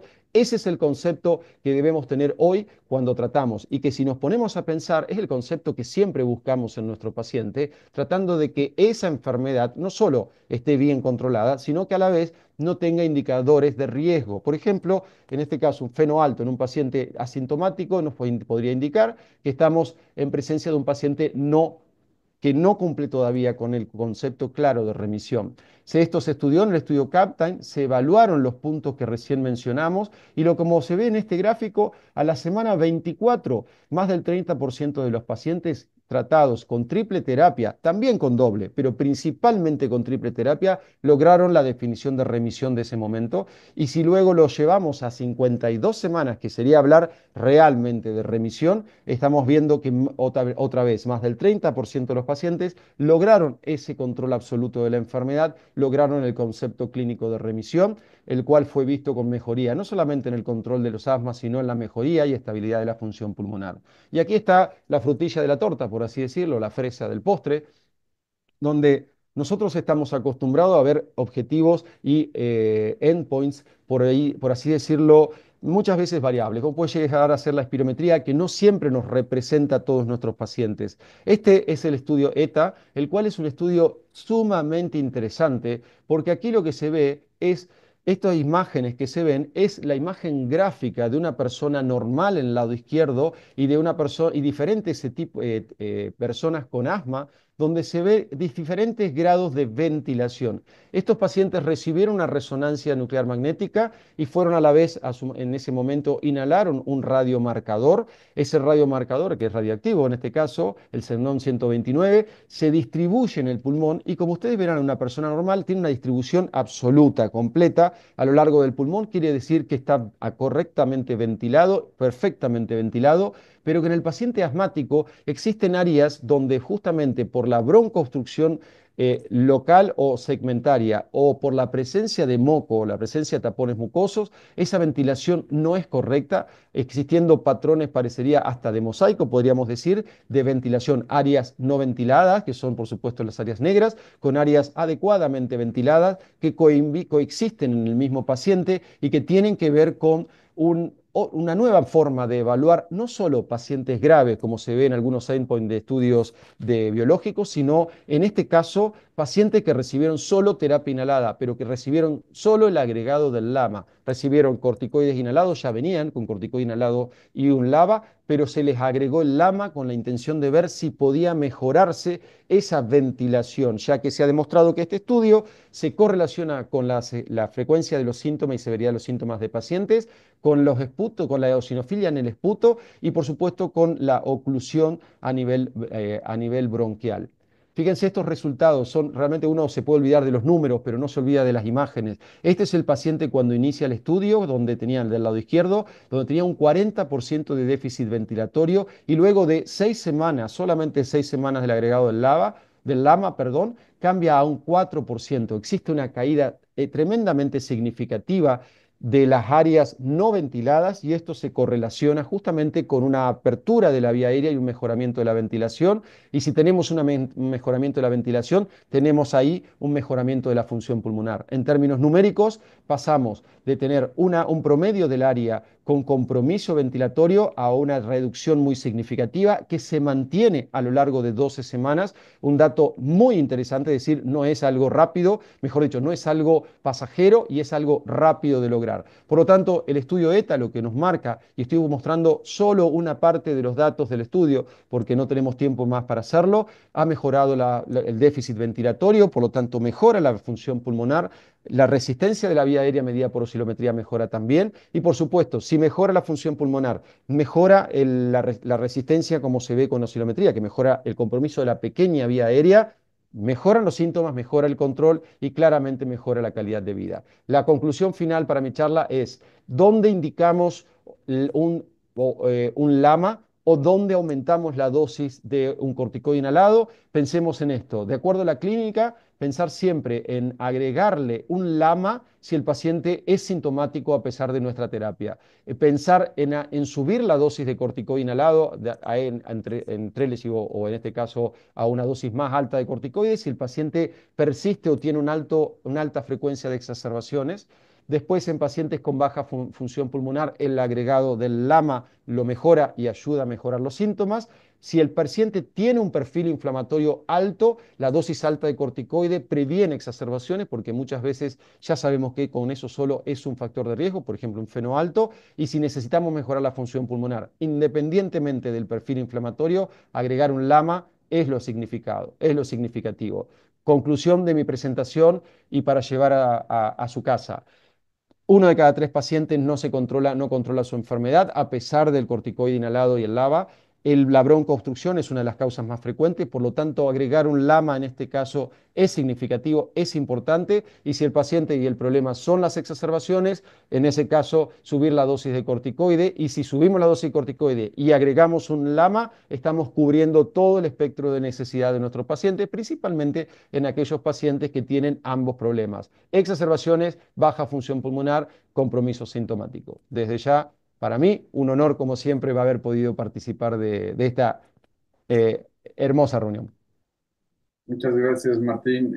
Aparte de un gusto saludarte y la verdad es que un gran cierre de nuestras primeras sesiones.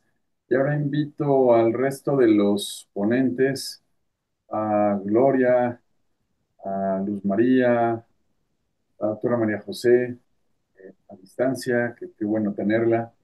Eh, los invito a compartir alguna charla más que vale la pena. Les quiero informar que tenemos 586 asistentes a nuestra sesión. La verdad es que siempre es un gusto poder compartir con tanta gente y de viva voz de los expertos. La verdad es que es una delicia de charla, pero todavía podemos mejorarla. Les tengo algunas preguntas, la verdad es que muy interesantes. Una pregunta para la doctora Gloria Barragán.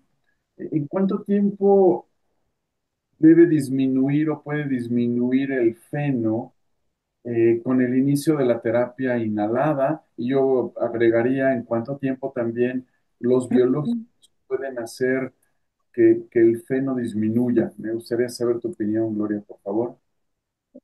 Ok, gracias por la pregunta.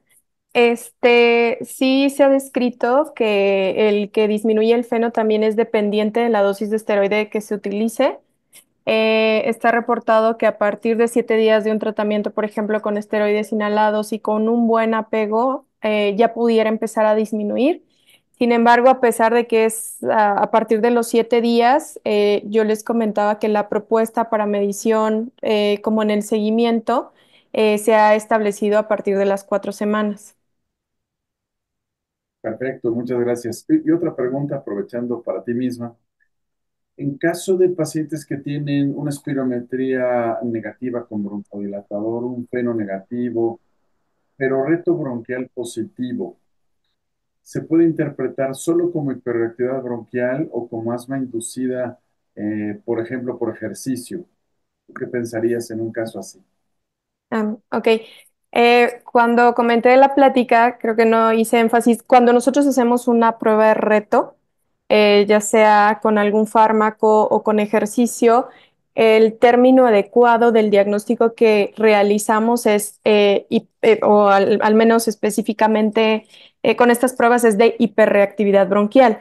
Evidentemente asociada a los síntomas, factores de riesgo y a todo lo demás, pues ya concluimos como tal el diagnóstico de asma. Entonces, enfocándonos a la parte del ejercicio, de hecho, este estrechamiento de la vía respiratoria, el término más adecuado, más que asma inducida por ejercicio, sería broncoconstricción inducida por ejercicio. Específicamente en ese escenario, en donde dicen que todas las demás pruebas están negativas, que el paciente, por ejemplo, fuera sintomático, entonces yo ahí lo clasificaría solo con esa hiperreactividad, que pudieran ser esos pacientes candidatos tal vez a tratamiento broncodilatador previo a hacer el ejercicio. Pero si encontráramos pues alguna otra prueba o los síntomas ya, o sea, de manera frecuente, ya establecidos, pues el tratamiento probablemente tendría que ser más bien de mantenimiento, no solo previo al ejercicio. Excelente, Gloria, muchas gracias. Hay varias felicitaciones para la doctora María José Fernández, eh, porque obviamente hay muchos neumólogos intervencionistas viendo la sesión. Qué bueno que oye, yo en lo personal la termoplastía no hice muchas, pero sí tuve la suerte de hacer. Y yo sí creo que cuando se encuentra un buen candidato, la termoplastía los mejora de manera muy importante. El paciente queda muy satisfecho después de la termoplastía. Y comentar esto es que pues, no tenemos alguna información desde Estados Unidos, del buen amigo Eric Folk, en especial en Boston, que decía que desafortunadamente pues entró en desuso la termoplastía y el doctor Castro, que fue el padre de la termoplastía, ahora hace un poco la broma que se acabó a todos los pacientes que necesitaban termoplastía, pero la era de los biológicos pues sí ha empujado y ha reducido mucho, de manera muy considerable, a los candidatos de termoplastía. Pero estas dos otras opciones que nos mostraste, me gustaría sobre todo que nos hicieras un énfasis. ¿Tú qué piensas? ¿Viene pronto? ¿Crees que tenga utilidad? Sobre todo hablando de la era de los biológicos, que también ha resultado espectacular. Un poco más de estas dos técnicas, ¿qué piensas? A mí, yo estoy a favor de los biológicos, a mí me parece que son estrategias y pues terapéuticas que han cambiado el manejo de estos pacientes. Y creo que una de las dificultades de la termoplastia ha sido, por ejemplo, el costo, porque la consola, lo que se necesita para poder generar la técnica, pues termina siendo bastante costoso. Y si uno piensa en una tecnología que sirve exclusivamente para un procedimiento en particular, eso hace que una unidad de neumología intervencionista de pronto le resulte muy excesivamente costoso. Yo todas las tecnologías que vienen y tuve la oportunidad en Boston de entrenarme con Eric y con el doctor Majid. Yo creo que la que tiene mucho más sentido y creo que va a permanecer en el tiempo es lo que tiene que ver con el criospray. Yo pienso que uno debe ir no a la última moda, sino a la penúltima por este tipo de tecnologías, porque llegan muchas y a veces unas no se mantienen en el tiempo y son muy costosas y para nosotros, en especial en Latinoamérica, terminan siendo incluso mucho más costosas. Yo les diría que si yo tuviera que invertir en alguna tecnología, yo invertiría en el criospray porque no solo está para el manejo de pacientes con asma, sino como les explicaba, tiene muchas utilidades. Realmente, por ejemplo, en el manejo de estenosis traqueales, estenosis bronquiales, posintubación o post trasplante, se ha visto que reduce el proceso inflamatorio y reduce la recaída de la estenosis. Entonces, por ejemplo, uno ya está viendo dos tipos de patología. En la unidad en la que yo trabajo en neumología intervencionista, nosotros tenemos mucho trasplante. Entonces, para mí se vuelve una tecnología rentable y los desenlaces que se han visto en EPOC son muy buenos. Yo pienso que esto se va a trasladar más adelante a asma y no se incluyó en los primeros estudios porque uno pues tiene que evitar factores de confusión de entender realmente en qué tipo de paciente puede funcionar y creo que por eso empezaron en EPOC, pero yo la veo que posiblemente se vaya a trasladar pronto a los pacientes, a todos los pacientes que tienen hiperplasia de células caliciales y eso abarca una población mucho más grande de pacientes y es a la que yo le apostaría. Si me preguntas de todas, esa es a la que yo le metería la ficha. ¿Puedo hacer un comentario, Jesús? ¿Me escuchan Martín. bien? Sí, Sí, ahora sí. señor, sí, Martín. Sí, señor. Ah, no, yo creo que con relación a este punto, yo creo que la termoplastía en su espectro, como bien decías, yo creo que puede llegar a tener un lugar nuevo dentro del manejo del asma grave, que es aquel paciente en el cual fue tratado, recibió tratamiento con biológico y su función pulmonar, por ejemplo, llegó hasta ahí, que no logra mejorarse, que ya realmente está remodelado y consecuentemente no tiene mejoría. Y creo que a futuro vamos a empezar a ver pacientes que vienen recorriendo una evolución larga con biológicos, que no podemos controlar absolutamente esa o recuperar esa función pulmonar y esa mejoría sintomática, y que creo que ahí tiene otro punto de inicio de una posible indicación, donde ya estamos viendo pacientes que vienen tratados con biológicos y que son sometidos a broncoplastía, pero a termoplastía, pero que todavía no están incluidos dentro de estudios como para poder garantizarlo, porque creo que nos falta también experiencia en años de ver hasta dónde llegan los biológicos, ¿no? Me parece que tenemos otro punto que puede llegar a ser de prescripción y de utilización de termoplastía, más allá de la indicación que hasta ahora teníamos.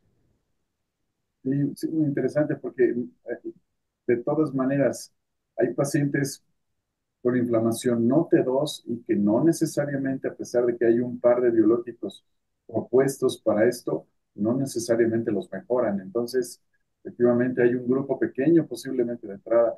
Y yo en lo personal también tengo la experiencia de una paciente que hice termoplastía y que 6 años después volvió con síntomas y mi mayor sorpresa fue que cuando la estudié originalmente era no T2 y después de 6 años de la termoplastía que empezó con síntomas ya era eosinofílica. Entonces, además recibió perdón, biológico, ahora está con Sí. biológico. Es Sí, interesante. bueno, Finalmente el sí, sí, paladar, aparte existe el cambio. Nosotros nos olvidamos que por ahí esto es biología y que la biología permite los cambios y que los cambios pueden migrar. Hay un fenotipo que puede migrar hacia otro, está descrito, hay series muy largas y que inclusive con los tratamientos también se pueden migrar. Así que podemos ayudar a esta migración, que en muchos casos es lo que hoy hablamos de remisión clínica con algunos sujetos, que es decir, le damos un biológico, existió una inmunomodulación y esa inmunomodulación generó otra forma de manifestarse más adelante. Por eso esto es dinámico, por suerte para todos nosotros, ¿no? Es dinámico y vamos a tener un recorrido largo en cuanto a los tratamientos, me parece. excelente. Y Luzma, hablar un poquito más de remisión y después regresamos contigo, Martín. ¿Qué ¿Sí? piensas de la remisión, de la estabilidad hoy, que pues es todo un tema que posiblemente antes eh, hablábamos de control, ahora es remisión, estabilidad? ¿Qué piensas? Gracias, doctor.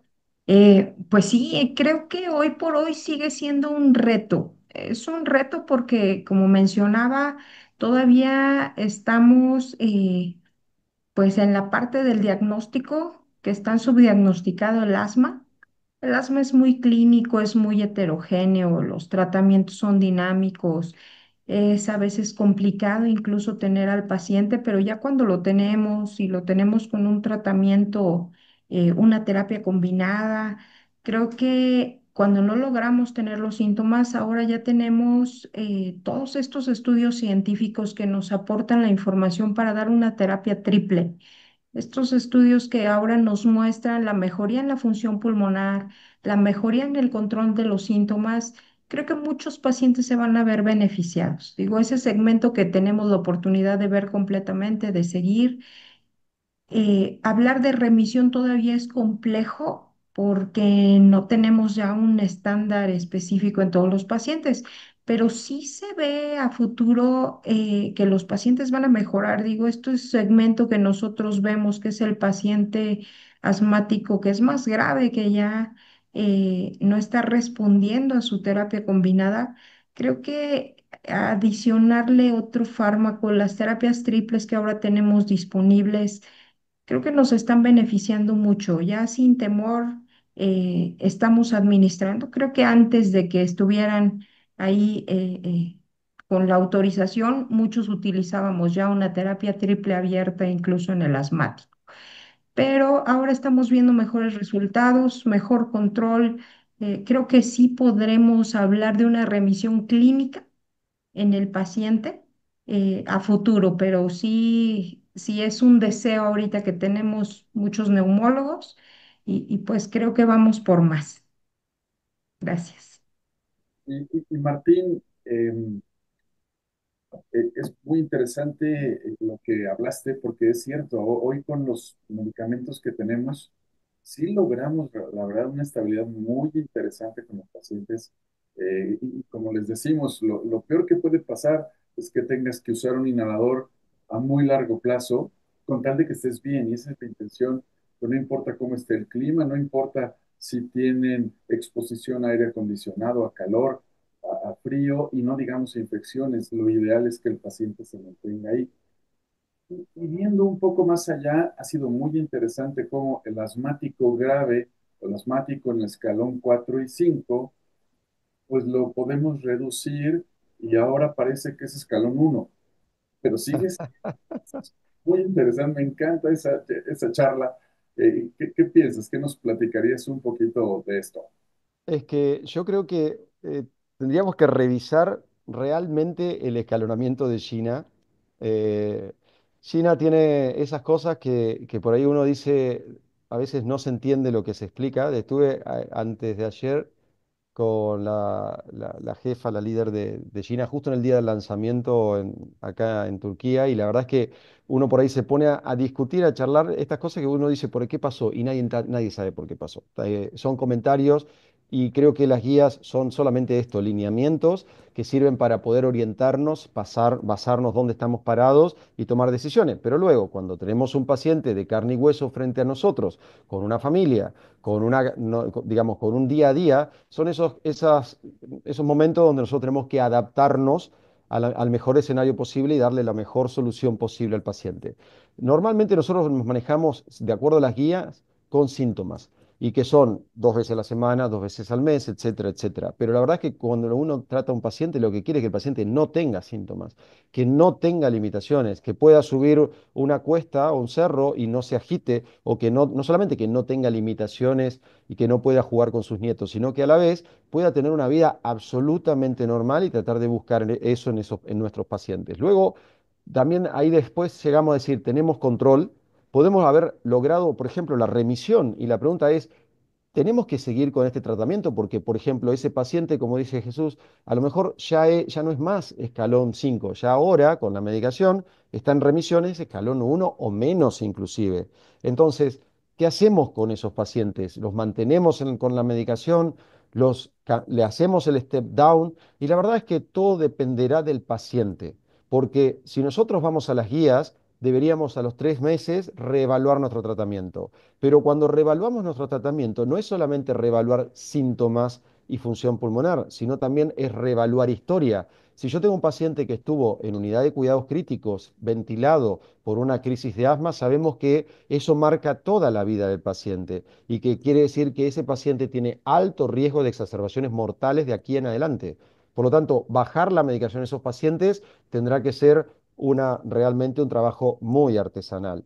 En el resto de los pacientes, uno lo que trata es decir, bueno, mira, te ofrezco esto. Probablemente a lo mejor ya no tenés exacerbaciones en el último año, cumplimos con que no están controladas exacerbaciones, bajo la dosis de corticoide. Si tengo, por ejemplo, un parámetro como FeNO, que me está indicando, perdón, que me está indicando que no hay actividad inflamatoria y que los eosinófilos no se han disparado. Lo vuelvo a controlar al tiempo, probablemente a las 4 semanas, que sería el tiempo ideal como para poder ver ese lavado de feno, que es un poco más rápido, pero esto no es un test de supresión ni nada, sino que es bajar la dosis. Si el paciente se mantiene con bajos niveles de feno, quiere decir que su nivel de corticoide probablemente esté correcto, esté bien, entonces podemos mantenerlo con poco, pero mantenerlo. Pero como decíamos, considerar no solamente el estado del paciente por lo cual indicamos, sino cómo está en este momento la historia del paciente y nuestras evaluaciones. Yo quería agregar un punto que tenemos que tal vez empezar a incorporarlo en nuestro imaginario, que es la oscilometría en la evaluación de nuestros pacientes. Porque, como decía recién, cuando le preguntabas a Gloria, el test de reto positivo, el feno negativo, esto es asma, le decimos hipertensión. Y yo creo que a nosotros, a diferencia de otras especialidades como los cardiólogos, nos faltan estudios, nos falta disponibilidad de otros estudios que nos permitan a nosotros tener un mejor enfoque del paciente. Si nosotros le sumamos oscilometría, estamos evaluando pequeña vía aérea. En asma sabemos muy poco de la pequeña vía aérea, sabemos que está afectada, pero la espirometría nos da poca información. Entonces, otros métodos, por ejemplo, volumétricos pulmonares, nos aportan poco sobre pequeña vía aérea. Entonces, creo que si nosotros empezamos a sumar evaluaciones, si tecnificamos y logramos tecnificar nuestra consulta, creo que tenemos una información mucho más clara a la toma de decisiones luego para poder mantener con certeza y que no dependa solo de nuestra percepción un tratamiento o suspenderlo con seguridad. Excelente, Martín, gracias. Y además yo agregaría que esto es la vida real, porque justo los estudios nos dicen a 6 meses, a un año, que es una maravilla, ¿no? Tampoco lo minimizo. Sí, pero nosotros necesitamos que el paciente, como tú bien y claramente lo dijiste, que viva plenamente, no 6 meses ni un año, o sea, que tenga una muy buena calidad de vida a mediano y largo plazo, que ese es el fin, yo creo que de toda nuestra intención de aprender y de poder tratar muy bien a los pacientes. Me gustaría, por tiempo, y vamos muy bien, por cierto, y seguimos con más de 800 conectados. Me gustaría, Gloria, si quisieras hacer algún comentario de cierre de tu charla, por favor. Sí, con respecto a la función pulmonar, Así como hace rato se alegraban de mencionar la termoplastía y la broncoscopía, evidentemente a mí también me emociona mucho hablar de esta parte de la función pulmonar. Yo les comentaba hace un momento que si bien Gina ahorita en 2005 solo introduce la oscilometría solo en población pediátrica, porque pues hay pacientes que no pueden hacer la espirometría forzada, pero justo el comentario también iba en que probablemente no sea la única población en la cual tendríamos que introducir más adelante esta información. De hecho, a mí me da la impresión que en la práctica diaria muchos neumólogos que vemos adultos y que sabemos que no pueden hacer un estudio de manera forzada, o que tienen la espirometría con resultados normales, o sea, ya nos estamos como aventurando un poquito a ver qué es lo que está pasando con estos estudios que justo nos dan otra información diferente. Yo creo que coincido en que a futuro este tipo de estudios, pues cuando tengamos más información, se van a ir introduciendo para que también nosotros podamos partir de ahí para establecer el diagnóstico y también el seguimiento en pacientes con asma. Gracias, Gloria. María José, por favor, tu comentario de cierre.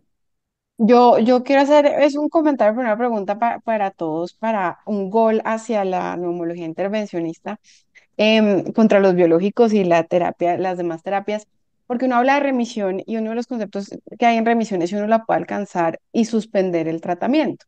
Entonces uno con termoplastia ve que uno cambia realmente la estructura y la biología de la vía aérea como tal, y por eso hay pacientes que con termoplastia que han venido con biológicos, uno hasta puede suspenderles el biológico.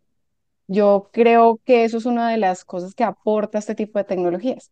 Yo les pregunto, ¿ustedes creen que con las terapias, triple terapia inhalada, que además me pareció súper interesante el estudio que mostraron, porque tengo que mejorar mi charla, con la triple terapia también se mejora toda esta parte de la hiperplasia clínica? ¿Ustedes creen que con eso estamos listos para alcanzar remisión sin tratamiento o ahí sí no estamos todavía modificando la biología de una forma que si yo suspendo el tratamiento se mantenga sostenida esa modificación? Pregunto. No sé, Luz María, si quiere contestarle usted o si no, no te Adelante, preocupes. adelante, doctor. El tema es así, ¿no?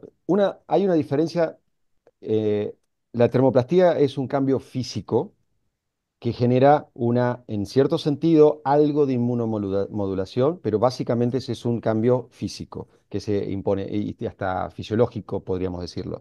El biológico, no todos, pero los biológicos tienen el concepto de la inmunomodulación, dependiendo del biológico, es decir, cambia los mecanismos inflamatorios porque se altera la cascada inflamatoria en muchos de esos casos. Todavía nos falta historia con algunos biológicos como para poder decir, mira, sí, hay un grupo de pacientes que recibió el biológico, que luego lo podemos suspender si cumple con tal y tal características y que ese paciente puede mantenerse bien durante X periodo de tiempo. Faltan años para eso, pero con omalizumab, que es el más antiguo de todo y por las características que tiene el omalizumab, aquí lo que se vio es que hay un subgrupo de pacientes que logra de a poco, más que nada por la escuela española, que fueron los que los iniciaron, por cuestión económica, no por placer, y por la escuela francesa, luego siguiéndolo, que comenzaron a ir descendiendo y se determinó que más o menos entre 30 y hasta el 50% de los pacientes bien seleccionados al momento de iniciar el tratamiento podían lograr retirarlo y no volver a requerirlo después. Es un número importante esto y estamos hablando de inmunomodulación. Con respecto a las terapias inhaladas, dependerá de varios factores. Uno no espera la inmunomodulación con terapia inhalada. El único medicamento que puede dar, que puede impactar de algún sentido dentro de la inmunomodulación es el corticoide inhalado. Por lo tanto, si uno le da al paciente, no, digamos, no los otros, no el LABA y el LAMA, que tienen una función más también física que antiinflamatoria, ¿no?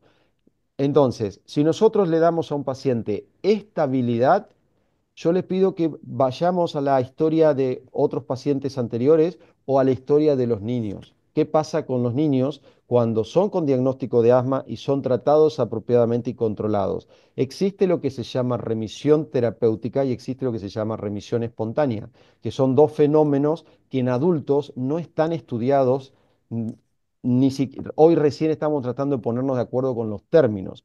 Por lo tanto, la conclusión es, ¿Es viable a futuro que tengamos conclusiones y decir, existe remisión sostenida que nos permita sacar los corticoides? En la vida real eso existe. En la vida de los estudios clínicos o los estudios, por así decirlo, poblacionales, hoy no tenemos data que soporte ese concepto. No sé si fue claro. Gracias, Martín. Totalmente. Luzma, tu comentario final, unos minutitos Sí, rápido. sí, doctor, te digo, el doctor lo ha mencionado muy bien.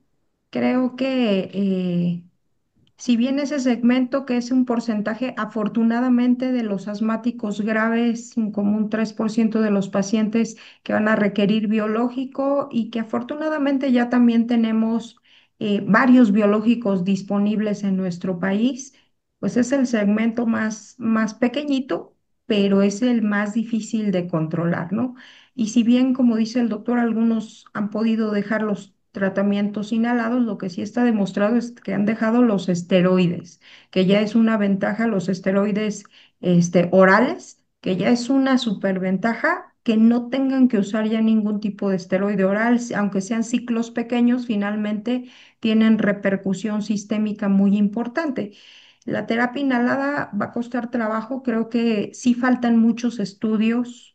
Ahora que está esta situación de vida real, creo que podemos ir aportando y eso va a enriquecer sobre todo a nuestra población latina, donde iremos viendo con el paso del tiempo si es que el uso del biológico nos va a evitar usar un fármaco inhalado, que es el que vamos a usar de manera crónica. Creo que nos falta mucho por seguir Estamos en eso. comprendiendo la enfermedad, ¿verdad, doctor? Estamos en eso. Estamos en, primero, último, perdón, Jesús, hoy, esto de estar a la madrugada hablando me da ganas de hablar a mí. Era, primero agregar solamente que hoy todos los estudios que evalúan biológicos usan oscilometría en la evaluación de los biológicos. Por lo tanto, la oscilometría en muy poco tiempo va a ser parte de la práctica de consultorio mucho más frecuente que hoy, con mayor indicación. China dice hasta acá, pero yo creo que nos da información en adultos y está avalado para poder usarlo. Yo apoyo el uso de la oscilometría en el estudio integral del paciente. Y por otro lado, hoy las terapias biológicas, en algunos estudios, más que nada algunas compañías se están dedicando a eso, a reflejar lo que pasa en la vida real, que es que los pacientes dejan los inhalados, los medicamentos inhalados. Entonces, como no hay una estructura de trabajo con la terapia inhalado en pacientes que logran control absoluto con biológicos, hoy hay estudios que están destinados a justamente lograr ese step down inhalatorio, a ver hasta dónde llegamos y a ver si es necesario, yo creo que sí, pero a ver si es necesario mantener algo de terapia inhalada. Por lo tanto, esto ya no es futuro, esto ya es presente, que futuro y en por corto plazo vamos a tener resultados y algunos ya los tenemos. Por lo tanto, esto es parte de lo nuevo y actual que tenemos en el manejo del asma. Lo que yo voy a pedir, Jesús, que después nos hagan un listado de la gente que puso corazoncitos, después de los otros que pusieron fiestita, esos memes de fiestita. Sería interesante saberlo en las charlas. Me queda más que agradecer muchísimo la participación. La verdad es que se disfruta mucho poder justo esto, charlar entre amigos. Gloria, María José, Luzma y sin duda Martín, a la Gracias. distancia. Muchas Un gracias por placer, muchísimas gracias. patrocinadores de toda la semana y en especial a GSK por el apoyo siempre, que gracias a ellos podemos ayudar y apoyar a distancia a todos nuestros amigos.